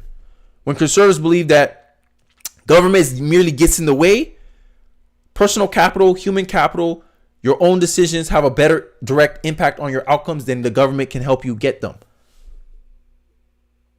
But I digress. Let's continue hearing what they have to say. Message out, and we're doing everything that we can to take advantage of that opportunity. Something the Biden campaign is seizing on. They have a pretty expansive network for outreach specifically, but as we saw with Vice President Harris today, they're looking to target black men as part of this tour that they're rolling out and started to roll out in Georgia today. Yeah. See, this should be a lesson to the black women too, because when I was talking about how, like, if you show no willingness that you're not gonna, your loyalty doesn't get rewarded in politics, right? And you see how now they changed it, because before previous election cycles, they never used to cater their messaging to black men at all. It was nothing just for the black woman. Pretty much all the political stuff was just for black women. Now they're like, oh, hey, look, if we lose these black men, we could lose. Now you see the messaging exchange. And this is what I'm saying. Like, if you're not willing to walk away, like, you can't really make a deal. You can't really hold politicians accountable, because politicians care about staying in power.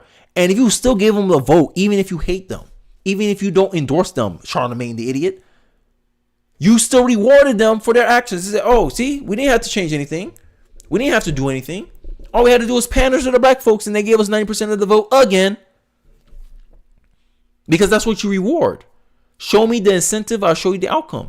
If you establish a trend, you establish a condition. Hey, Democrats, all you have to do is kiss our butt.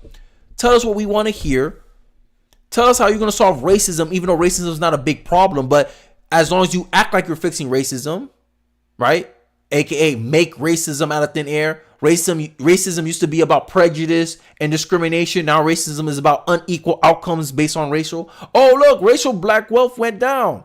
Things that the government can never fix. But as long as the Democrats attempt it, you'll vote for them. Give you an improbable outcome. Promise you an improbable outcome, and then they complain, oh, Democrats never keep their promises. Duh, because it was never within their power to keep it in the first place. Now, I'm going to highlight my favorite guy, Thomas Sowell. Why black liberals hate facts and cancel me every day. This is Thomas Sowell. And this is one of the reasons why I think Thomas Sowell needs to be required reading in my house, right? Because I'm homeschooling my kids. They're going to read up on Thomas Sowell. I have basic economics in the back right here. I got discrimination, disparities in discrimination, economics and fallacy. His newest book, Social Justice Fallacy. Those 3 books are going to be the staple in my kids' curriculum. Because God forbid I put my kid out there unprepared to encounter the narratives that they're going to be pushing on my young mixed kids. Oh, you're a minority. Your mom's Hispanic. Your dad must be poor. Nope. My dad's doing pretty well. My mom's a stay-at-home mom for a reason. But this is the narrative they want to project into the black community. That's why they're so threatened by black men like Thomas Sowell, who can destroy and challenge that narrative. But I digress. Let's listen to this little discussion. You've mentioned a couple of times how you say things and think differently than others. And I want to read, it'll take me just a minute here to read this paragraph and ask you to explain it further. This is deep in the book. And when I read it, it kind of popped out, and I wanted to ask you what you meant by all this. Say, any fundamental re-examination of the assumptions behind preferential policies. That's the name of the book. And still more so, any resulting change of policies can expect to encounter their vocal, bitter, and determined opposition, including inevitable charges of racism against outsiders, labels of traitor put on any members of their own group who disagree with them, who disagree publicly with them. AKA, you ain't black. This is what Charlemagne the idiot is scared of. This is why he said, even though I'm not going to endorse Joe Biden, I'm going to still vote for Joe Biden. Because this is what a lot of these black voice speakers and these black dudes with a platform, this is what they're scared of. They're scared of being called a traitor. When Malcolm X, 1965, said that if you vote for a party that put them first, they put you last, you're not only a chump, but a traitor to your race. Malcolm X said that about the blacks voting for the Democratic Party. But here they are, flipping the message on its head. That if you don't put the Democratic Party first and put yourself last, your own interests last, how is abortion helping black interests? Tell me. I make this argument all the time. I think that on the issues, I think black conservatives are more pro-black than black liberals, because black liberals are only pro-Democrat. They're not pro-black. Because if you look at abortion, that's not pro-black. Disproportionately affecting black people, disproportionately kill and stifle the population growth of black people, which limits their political power. How is that in the best interest of black people? Oh, they don't see that coming. They care about feels. They care about people validating their perception. Oh, you're the biggest victim in America. Oh my God, the Democrats Party affirmed my belief. I'm gonna vote for them. That's how you reward the Democratic Party. And the Republicans said, look at y'all and say, I don't believe this is a racist country. I don't believe that you guys are actually facing the same amount of struggle you faced in the 1960s and prior. Y'all can do for yourselves. I don't believe that we should give preferential treatment to black people. And for that, you take that as hate, when the Republicans are respecting you as an equal human being in this society. But you pretend that's racist. Being treated equally is racism to black people right now. Right? What Thomas Sowell's quote? One of Thomas Sowell's famous quotes. When you so used to special treatment that equality feels like discrimination. I'll make that argument. Has the black community become that? Cancer of political discussions with identity politics.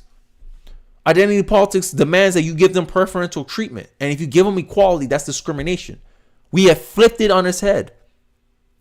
Identity politics has warped our political discussions to the point where now, if you try to be objective, if you try to be consistent, if you try to call it down the middle, people who are used to special treatment, feminist, right? LGBTQ community, black people, they'll call it discrimination. Right? What group of people you know is allowed to give sexually explicit books to kids and have them learn about their sexuality so that way they're more informed about their sexuality? You see straight books doing that? You're not exposed to that. Only for sex ed you're exposed to that stuff. But we need to condition you to learn about transgender people. Here are these sexually explicit books that talk about rape, molestation, masturbation, how to engage in sexual acts, how to learn about gay social media dating apps. Here you go. These books that describe all this stuff. Parents say, we don't want that in our public education. You go, oh my God, you're censoring kids from reading books. But you censor the Bible. You tell the Christian, oh no, you do that on your own time. You teach the kid. You can teach your kid the Bible. You don't have to teach the Bible in schools. Conservatives do the same argument. Hey, if you want to teach your kid about transgenderism, teach it in your household. Don't teach it in the school. Oh my God, you hate gay people. But that's special treatment. For one ideology, you expect them to practice it in private, but these people's sexuality, who make their whole sexuality their identity, you tell them, nah, stay inside with that. No, you're trying to erase transgender people. Couldn't the Christians make the same argument? You're trying to erase Christians. You're not even allowed Christians to have a public platform. If a Christian speak out about his beliefs, his identity, his ideology, you shun him as misogynist and he's somehow dehumanizing people. But God forbid, conservative parents call transgender people who want to be around kids groomers. Is the end of the world. Look at the hypocrisy. Equality being perceived as discrimination. This is the cancer of identity politics. I digress. And this is why liberals hate facts. Because on the merits, on the evidence, they know they're the biggest hypocrites. But they don't care about morality here. They don't care about what's right. They don't care about what's fair. These are just words used to push their agenda and their position for power. That's it. Because that's really, in reality, that's what black leftists, especially progressives, that's what they really care about. They care about having power. They care about cultural dominance. And if they have to lie, cheat, and steal to get the cultural dominance, they will. And that's the problem we face today. I digress. And whatever other claims or charges seem likely to be politically effective. When you said labels of traitor put on any members of their own group who disagree publicly with them, were you talking about yourself? Only as one among many. Randall Kennedy up at Harvard did a very fine article in the Harvard Law Review last June, for which he was denounced as an academic minstrel and other things because he was out of step. I mean, people who raise their heads will set off a search and destroy mission because people have a lot at stake and they're sitting on a house of cards. They have many assumptions which simply cannot be examined carefully because those assumptions will collapse and they'll fall from a very high position to a very low position. And they are not about to tolerate people questioning what they're saying. And this is why the left love censorship. This is why many people protect identity politics. Because as Thomas so eloquently put, it's a house of cards that can't stand any, even little bit of scrutiny. Because the minute you scrutinize the answers, aka, hey, you believe in affirmative action, why you don't believe in affirmative action for the NBA? Fall apart. They're already backpedaling, stuttering. You're racist. Systematic racism. Okay, what's systematic? Look at the wealth gap. Well, on average, white people are older than black people. Couldn't age play a factor into why they have more wealth? Because older Americans tend to make more money than younger Americans. Oh, you're a bigot.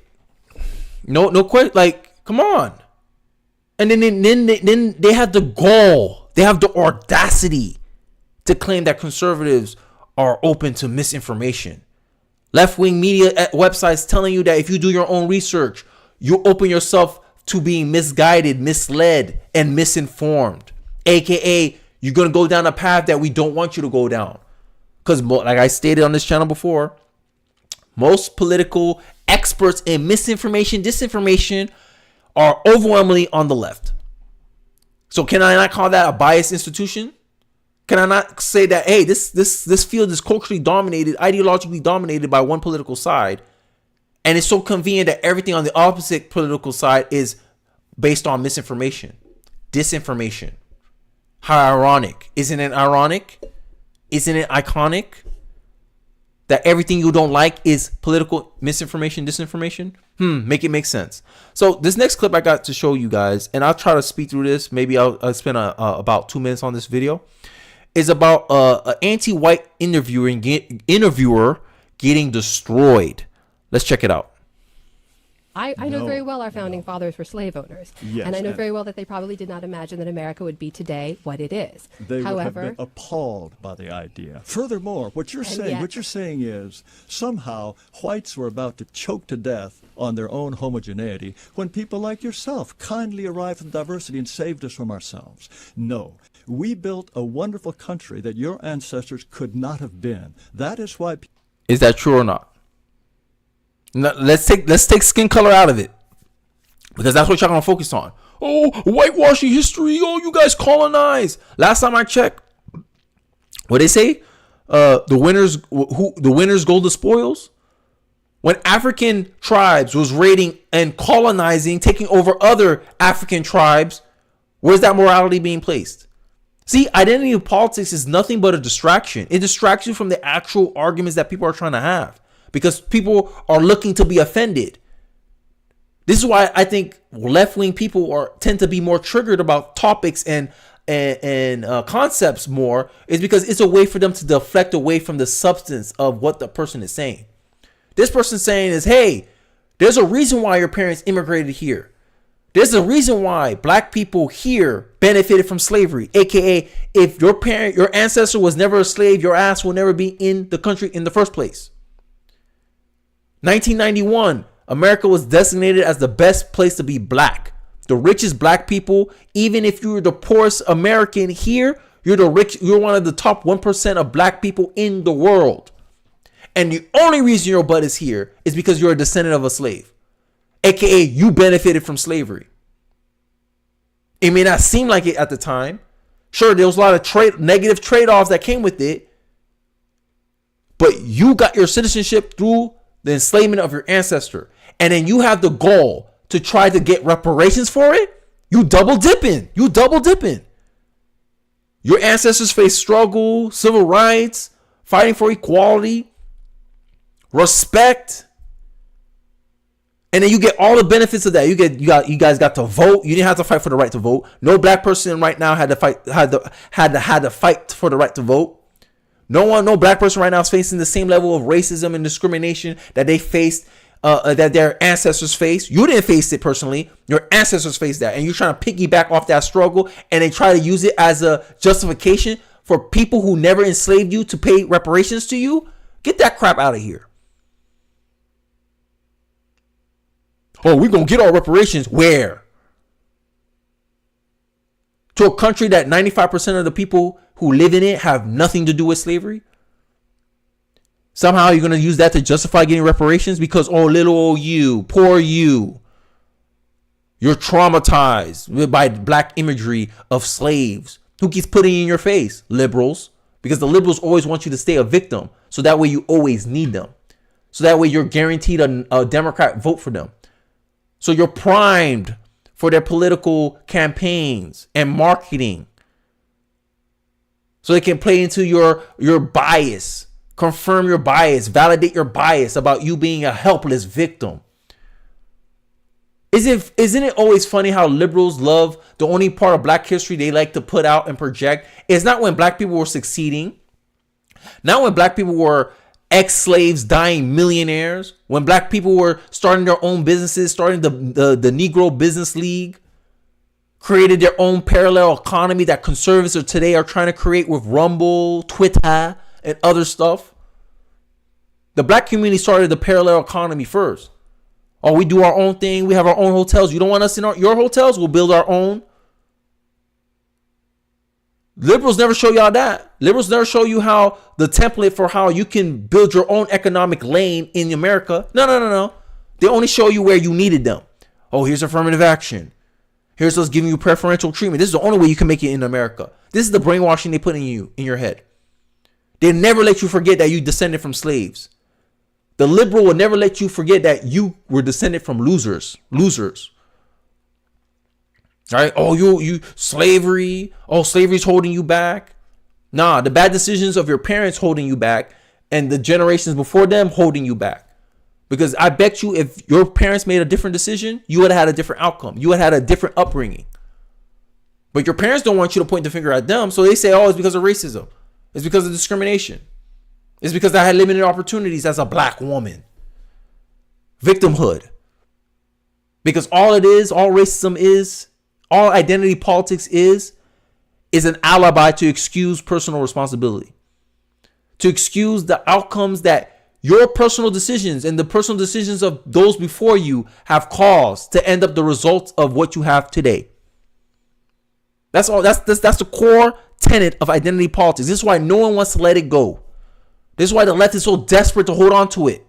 That's why they're crying, screaming in the streets as DEI gets defunded from public education to public education. Because people are finally tired of being cast the bad guy, being cast the boogeyman for the failings of a community in of itself.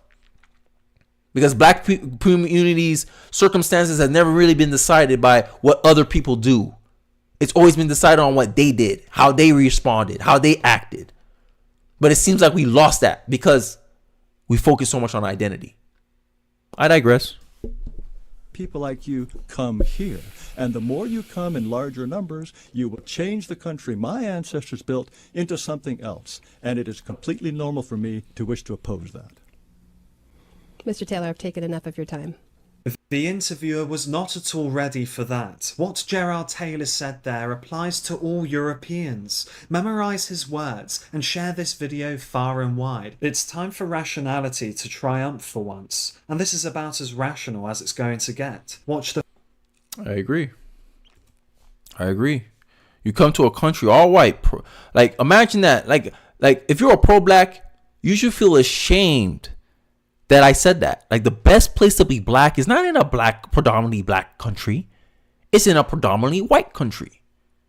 And then you sit here pretend that you're going to create Wakanda. Cap. Right? So we're going to get to the main event, right? And it's going to be Jesse Lee Peterson, who I find very entertaining and very funny, by the way. And he's gonna debate this guy. He's in the thumbnail, and he's anti-black.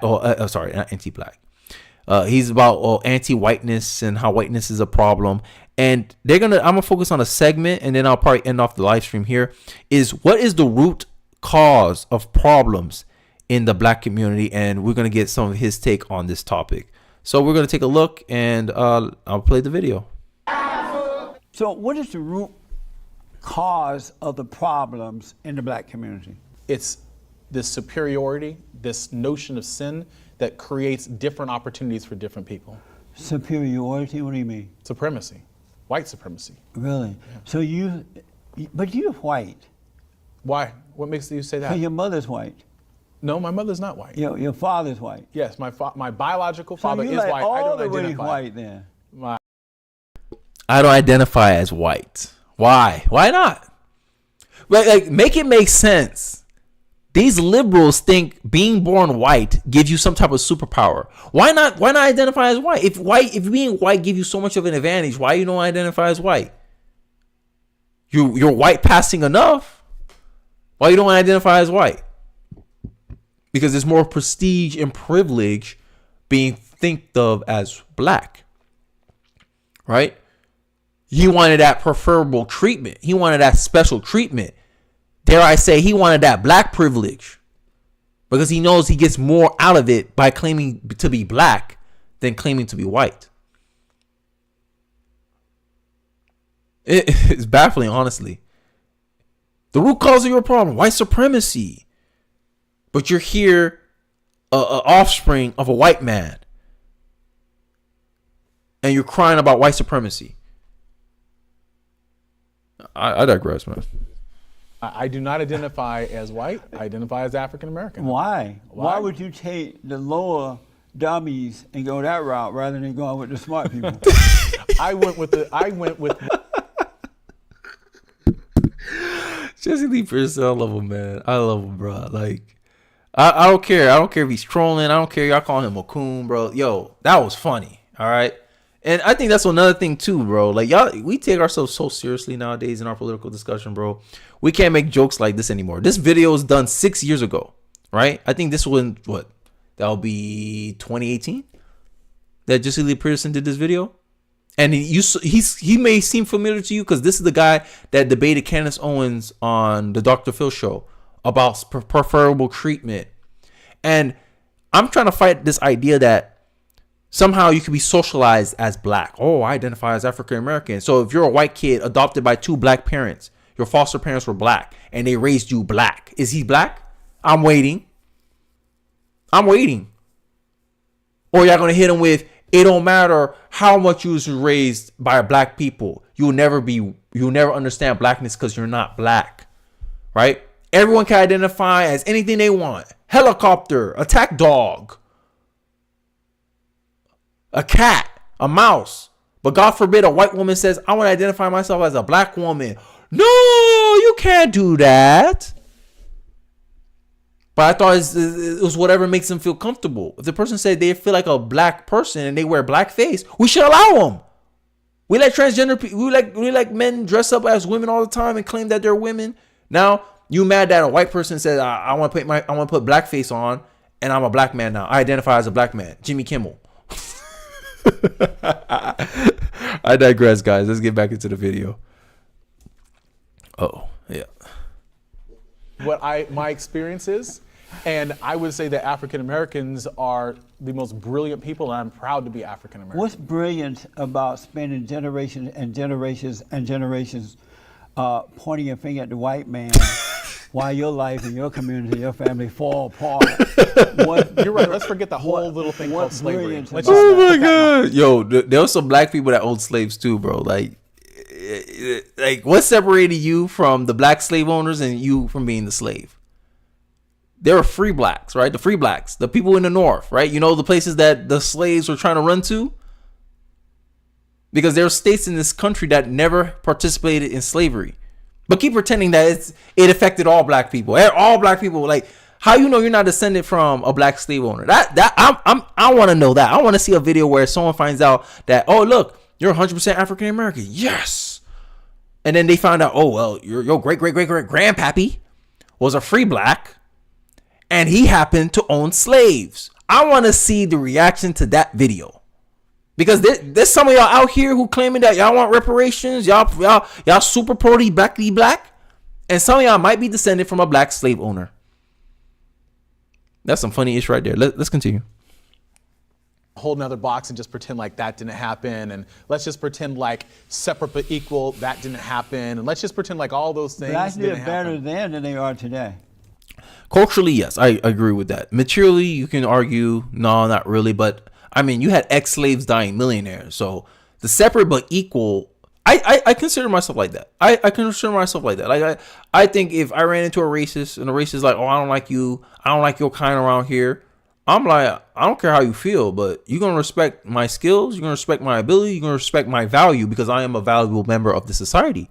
And if you want to benefit from my value, you will act a certain way with me.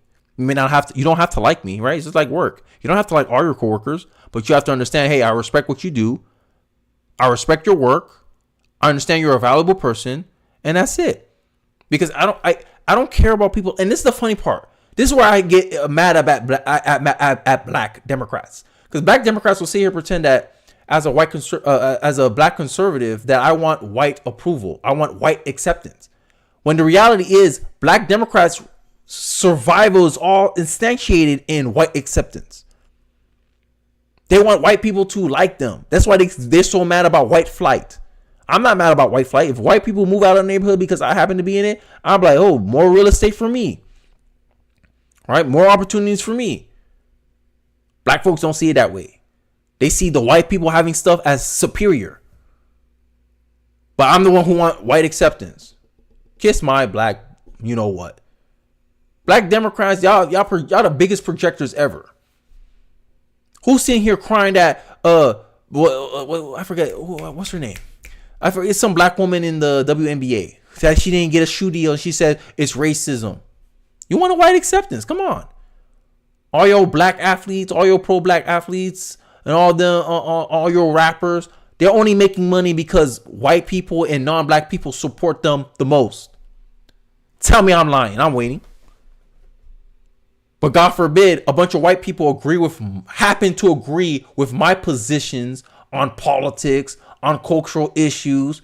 Oh, you just saying stuff that white people agree with. That's why I said the black community needs more black conservatives, bro. Because right now, the black community is in an echo chamber right now that it needs to get itself out of. Because at this point, there's no way in hell this community can move forward if it continues going down this rabbit hole of voting 90% Democrat, being the most loyal Democratic voter. Nah, the black community needs to be at least 60-40 for it to progress further past its stagnation that it's been in recent years. But I digress. In what? Under Everything. segregation? Academic, yeah. Families, academics, economics. Yep. Economics, you had black people starting businesses. You had black people owning stuff. You had black people had generational wealth in some cases. Right? Ex-slaves dying millionaires. Imagine that. Imagine someone who was a slave became a millionaire by the time they died. And you got a bunch of black people who were born free and never became millionaires. Instead, they cry and complain about obstacles that have been in their life. They're attributed to racism, that they never been successful in their life. And then you find out it's because of their work ethic, because their lack of discipline, that they had the results in their life. But they want to blame racism because they don't want to take accountability for their negative choices, their bad outcomes. That's why I said poor decision making had a bigger impact on the black community than racism ever did. Because during the most racist time in American history, black people were still prospering.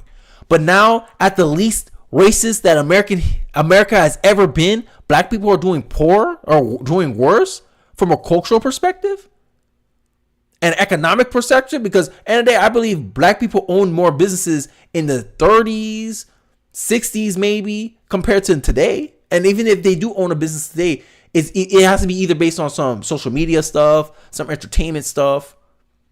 But actually having control of the means of like employment, ownership, I think was a lot higher in the 30s.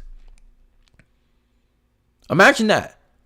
When America was at its worst, blacks were at their best. Now America's at its best, and for some reason black people are at their worst. And then they want to blame racism for that? When segregation didn't destroy the black community. Slavery didn't destroy the black community. But you're telling me liberal policies, the liberal mentality, buying into the liberal worldview, that did it to us. The Great Society Act, that did it to us. It's like taking what they say? It's like making a deal with the devil. At first you thought it was good, and then you found out you sold your soul for negative outcomes. That's the black community. That's the black vote. I'm going to have these Negroes voting Democrat for 200 years. Got 150 years to go. Y'all don't want to break that? But no, y'all loyal to the Democratic Party. Y'all married to the Democratic Party. God forbid a black man tell y'all, nah, vote a different way. In 2024, vote a different way because you can't afford Biden. I told you to do Biden. You can't afford Biden. Look at inflation. Look at the cost of goods. You bragging about, we got low unemployment numbers, but college graduates are struggling to find a job. But that's y'all president. That's the president. You voting against your best interest if you don't vote for a Democrat. That's who y'all tell me to vote for? That's who you call me a coon for not voting for? I'm 28 years old, man, and I will not be voting for Joe Biden. I'll be voting for Donald Trump. 2024. Go Trump. Because I can't afford Biden. I can't afford Biden. Maybe you can. Stats show that people who said inflation is not a problem tend to be wealthier. The wealthier someone is, the more likely they are to say that inflation is not a big problem or inflation is exaggerated. Those are the Biden voters. The celebrities, the Hollywood actors, the rich businessmen. Those are the people who vote for Joe Biden. And they convince the common folk, the middle class, lower middle class, to continue voting for them. You're voting for your own destruction, but you pretend that I'm doing that. We're from the government. We're here to help. The scariest 8 words of all time. Yes. History don't repeat itself, but it sure as hell rhyme. And how ironic that to me Biden looked like Jimmy Carter. I don't know why. He looked like Jimmy Carter to me. I don't know why. And Trump, Reagan, we rhyming right now. We rhyming. Inflation, stagflation, wars overseas, soft foreign policy. Isn't that Jimmy Carter all over again? Bruh. I'm done. Hey, look, I'm done. I'm just saying. They did education. They did better back then than they are today. To an extent, you are right that some things were better under segregation. And I'll tell you why. In segregation, right, before Brown versus the Board of Education, most people who looked like me and you went to schools and were taught by people who look like me and you. You don't look black. I'm so African people are going to American. be confused. Yeah, he's going to be confused. we went to schools where we were taught by teachers who looked like us, who talked like us, who came from our communities. But what happened in Brown versus the Board of Education? It got rid of basically segregation, right? Because And that's what you unfortunately, what people happened wanted. is instead of integrating teachers, we integrated students. And That's we what sent you a student to people a wanted. school to be taught by a teacher who is never prepared to teach that student. So I can see his point. I think the point I can agree with is the fact that you should remove segregation. I agree. You should remove segregation. But like I said, I'm a Milton Friedman kind of guy. I don't believe you should compel anybody by force to be associated with someone they do not feel comfortable being associated with. If a woman was, sexually assaulted, I will understand why she does not want to be around or associating with men. I can understand that. So if you're in a racist society, right, in the 1930s, whatever forced integration happened, why would you force two conflicting people to be in the same shared space and not think problems will happen? This is what happened when the government intervenes. Instead of letting it happen naturally, hey, we're not going to force segregation. We're all going to use one door. We're not going to force you to be in the same space, but you have to understand that now you're sharing the space. Now we're not going to do this segregating stuff anymore. That's all the government had to do. But no, government officials, politicians, they got to take credit for stuff. Remember, like I said, politicians love to take credit for stuff, but they never like to take blame for anything. Inflation, highest inflation in 40 years, Joe Biden. Are you going to take responsibility for that? The American people are not understanding the actual gains. We're in a strong economy. This inflation is transitory. Gaslighting you, lying to your face that your problems you're facing, milk being $6 when it used to be $4 in 2019. No. You're imagining problems right now. You're not seeing the opportunities. You're only focusing on the negative stuff. This is a strong economy. Gaslighting you. That's the Democratic Party.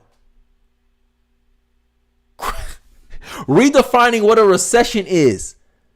Just so the American people are not going to be on high alert and further blame Joe Biden. Because right now, it feels like a recession. College graduates who graduated in 2024, shout out to y'all who graduated in 2024, having a tough time finding jobs. I thought it was in a strong economy. Does that sound like strong economy problems? Strong economy problems is I have 3 offers from 3 different jobs and I don't know what to pick. That's strong economy problems. Strong economy problems is not I'm struggling to find a job out of college. That don't sound like a strong economy to me. That sounds like a recession. But mainstream media, what they do? They're the liberals' lapdogs. The narrator in chief. We facilitate the narrative. We won't let the American people designate this as a recession. We're going to change the definition of a recession. Oh, this recession is special. It's different. This economy, this circumstance is not quite the same. Every other time you get 2 negative GDP growth back-to-back quarters, it's a recession. No. We're not in a recession. Words. But look at the action. Look at the results. It feels like a recession. We're in a recession, bro. Higher costs. Harder to find employment. Harder to move around jobs. A lot of fear in the market. People praying for the Federal Reserves to cut rates. And this is a strong economy. Democrats will piss on your leg and say it's raining. They'll tell you you're a racist if you don't see color. Double speak. And they wonder why Trump is so popular. Why people can't wait for Trump to be in office. They fear-mongering about how he's going to be a dictator. Times are good, Kenny. According to Biden, inflation was 9% when he took office. Right?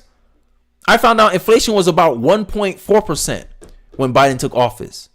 And then he tries to blame the fact that, Trump has set up policies that created the 9% inflation.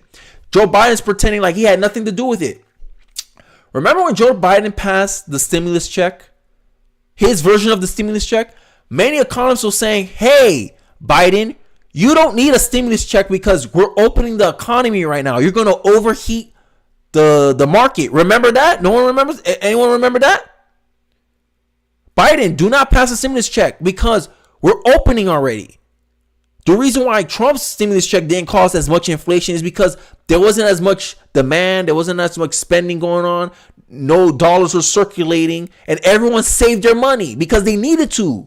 Because nobody was working during the pandemic. Especially if you had a job that was in person. You couldn't work during the pandemic. That was justification for why Trump passed the stimulus check. Biden wanted to pass the stimulus check is because he couldn't let Trump be the only one to pass a stimulus check. He couldn't let Trump have that one. So he passed his own version of the stimulus check. And they reviewed it. Economists reviewed it. Independent economists reviewed it and designated that, hey, Biden's stimulus check will cause more inflation than Trump's because we're already opening the economy. We already have people back to work again. And you're just throwing free money on top of them already earning their own way. You're holding people, you're incentivizing people to take handouts from the government instead of going back to their jobs and working. This is why unemployment was so high during the 2021. Biden's just going to forget all that. He forgot he did all that. 2021, the highest inflation rate in 40 years, Joe Biden. That's why he had to pass the famous Inflation Reduction Act. Come on, bruh. Pissing on my leg and said it's raining. The Democratic talking point. Craziness. Right? Craziness. But they will call me misinformed. Oh, you're a black conservative? You're a misinformed voter. Oh, you're delusional. Oh, you're in a cult. What's more cult-like? Someone telling you that you have a strong economy and it's hard for you to find a job? Bruh, projection. I'm telling you. But I digress. I gotta wrap up this video because my voice, man, my voice. I'm going ham. Student, a teacher who thought that student was lesser than, and they were unprepared to do so. And you know what happened after that? When the 20 years after Brown versus the Board of Education, we lost half of the black teacher force. Let me ask, they should not have had forced integration? It should have been done differently. Should they have had forced integration? No. Yes, we should have had forced integration. No. But you said it wasn't a good idea. The contradiction. Walking contradiction. Just like the idea that you identify as African American when it's plain as day. You are not a full African American. Like, I don't understand mixed people, bro. Is this especially with the black, like, is this one drop, is this racist idea of the one drop rule? I'm one drop black, therefore I'm black. No, you're mixed. Black kids don't come out looking like you. I'm joking around. Let's go. Craziness. Black men and women were to get married, raise their children in the right way to go. Love was right with all their heart, soul, and might. Yeah. Created businesses which would create jobs in their own communities. Ran the black drug dealers and gang members out. Would black people, two things, would they be blaming white people, and would they have a better chance for a better life? I'm not going to go with all the elements. They won't be blaming black people. They won't be blaming other groups of people because that's what other groups of people do. They start businesses. They start off small, right? Indians, perfect example of this. They come in, they put their money together. They all live in one house, buy a gas station together. Then they all rotate shifts, working that industry, keeping all the money in the family. Eventually, they go buy another gas station, buy real estate maybe. And next thing you know, they're millionaires. You're like, yo, how they do that? They had a plan. They had a strategy. My critique, the reason why the black community is stagnating, they're not progressing as fast as they used to since the 60s, is because the black community as a whole don't have a strategy. They're winging it. It's chaotic. They're emotional. They're crying about how they're the biggest victim. Like I said, identity politics is cancer in our political discussion because it don't solve anything. All identity politics does is it looks for someone to blame. That's why I asked the problem. What's the root cause of of our problems? Identity politics will not help you find that answer. is usually, hey, my decision making. How's my behavior contributing to this? How's the outcomes of my decisions? What are the results? Am I satisfied with the results? Is there any way I could have done something better to get a better outcome? Instead of asking questions like that, which causes you to what? Self-reflect. Identity politics tells you, go look for the enemy. Look who's in your way. Look who's in your obstacle, and make them the biggest issue of your life. AKA giving power away, right? A man who says he can and a man who says he can't are both usually right. If you say, hey, I'm not successful because of that individual, you inadvertently made yourself a slave to that other individual. You're saying that that individual has more power over my outcomes than I have over my own outcomes. Make it make sense. This is why I'm tired of this crying from the black community. Oh, whiteness, we need to eliminate whiteness. Even if you eliminate whiteness, you'll still be at the bottom. Because you'll just find something else to complain about. Because that's what y'all became good at culturally. I digress.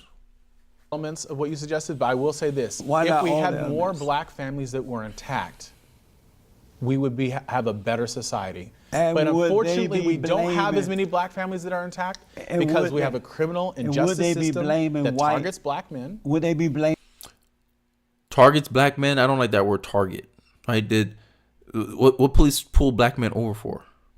Right? I gave you one stat. Like I said, data does not prove a narrative. Data only proves a result. Let's look at the results. Black people are more likely to speed compared to other races of people. Kenny, how you know? I saw a stat. On average, black people drive faster per mile compared to other groups of people versus other races of people. So if I'm part of a group that drives at a higher speed compared to other racial groups, is it more likely I would be pulled over by the cops? This is the argument of, oh, they pulled me over because I was driving while black. Well, the black person forgot to tell you that he was doing a 50 in a 30, and he got pulled over for speeding 20 miles over the speed limit. He don't tell you that part. He just tell you, oh, I was black. I was driving while black. I was driving fast while black. That's the part they leave out. Identity politics. But, oh, I was targeted. You speeding, bro. And look at the results. Your group of people tend to do that action more than other groups of people. So you're going to get pulled over more. What about crime? Who commits violent crime? Who told you to put a gun? Who told you to rob people of your community? You victimize people of your own community 5 times more than other people do within their communities. And then when the police come in to hold you accountable to protect the law-abiding black people, you crying to Jesse Lee Peterson talking about, oh, black men are unfairly targeted. Black men unfairly commit more crimes. Outcomes, behaviors, decisions. Hey, if I don't steal, I don't go to jail. If I don't rob this person, if I don't threaten violence against black women won't be the most abused women in America. But no, they want to make the women the victim without actually looking at, okay, what caused the victimization? Because all answers go back to black on black crime. That's why on Twitter, if you follow me on X, it's X now. They finally changed their tagline. If you follow me on X, I shared a funny clip from Family Guy where Cleveland Brown came out and said, it was me, a black man. And all the media people in the show ran away. And he say, and the quote, this is a quote from Cleveland Brown from Family Guy. If you want to make the media go away, just mention black on black crime. Truer words have never been spoken. This is why I said identity politics is the biggest cancer in our political discussion. I'll let the video ride out and then I'll give my closing remarks and end the stream because it's been 2 hours. I've been going strong. Let's go. Blaming white people if the family was intact, bringing these values into the lives of their children, would they have a better life? I don't think people are blaming white people. They're blaming whiteness. Would they be blaming whiteness? If what? If they had family, businesses, why not I think push that? I think you assume that I don't believe why that not those are push important. that, though? I Why believe not those. push that? I do push that. But not, no, you're not. I'm an example of that. You're not I have pushing a that. job. Well, we were here to talk about education. No, I'm talking about the lack of preparation of our teachers. No, but you gave the impression that education is the best thing. And I even asked, It is. which You know was why? best, morality, You know why it's the best thing? You know why it's going to change the future? Because every single child in our country is socialized in the classroom. Okay, so that was a point that he made, and that's a reality too. 76% of kids go to school in public school, and him talking about teachers socialize your kids, he thinks that's a great thing. I see that as a bad thing because who dominates education right now? Liberals, leftists. This is why our young kids focus so much on activism. How can you blame whiteness without blaming white people? Make it make sense. They hate the culture that white people has produced. That's why I opened up with the anti-white person getting destroyed. Right? Oh, you hate whiteness, but you want to take all the benefits of whiteness. Capitalism, right? Starting businesses, America, founding America, right? Dying in the Civil War to free people, right? I forgot how many people died in the Civil War. 700,000 soldiers died during the Civil War. White, by the way. For black people to be free. But you want to blame whiteness. You didn't blame whiteness when they helped free the slaves. You didn't blame whiteness when they helped civil rights. You didn't blame whiteness for that. But now that you got to the finish line, right? Now you in positions of authority and power. Now it's a problem. Now it's the biggest obstacle in your life. This is identity politics, right? And these are the people who are trying. This is why these people go, these sociologists, they go into education because they want to socialize your kids in this worldview. This is why they had to remove the Bible out of schools. This is why they feel so threatened about kids being homeschooled. Because in the future, most kids will be born to conservative parents. And if there's a trend in the conservative parenthood and all that stuff, I already showed you conservative parents raise more mentally adjusted and mentally healthy kids compared to liberals. Liberals, 55%, which is still pretty good. But conservatives are at 70%. 70%, almost, 80% of their kids are mentally well off compared to liberals. Liberals are only at 55%. So they see that as, we want to socialize these conservative kids that's going to come out. Because, like they said, socialists don't have kids. They have your kids. That's pretty much what he's admitting. It's Marxism. This is why I said education from a future perspective is the biggest, it should be the number one issue when it comes to these discussions. Because every socialist, their whole playbook revolves around getting the youth, getting to your children, socializing them, as this pro-black professor says. Because he who controls the children controls the future. And I think that's a warning that conservatives and many moderates should heed wisely. All right, guys, I'm going to wrap up the video. I really appreciate you guys watching and sitting with me for 2 hours. I really do appreciate the support. I really do appreciate your commenting and your interaction. Shout out to Eric Allenson. I really do appreciate you watching pretty much the entire stream and interacting back and forth. It made it a lot more enjoyable. I appreciate you guys. I hope you guys have a great weekend. I hope you guys had a good week, and hopefully next week is even better. So I'll catch you guys on the next live stream. I'll catch you guys next week. Don't forget to like the video on your way out, and I'll see you guys on the next live stream. Peace.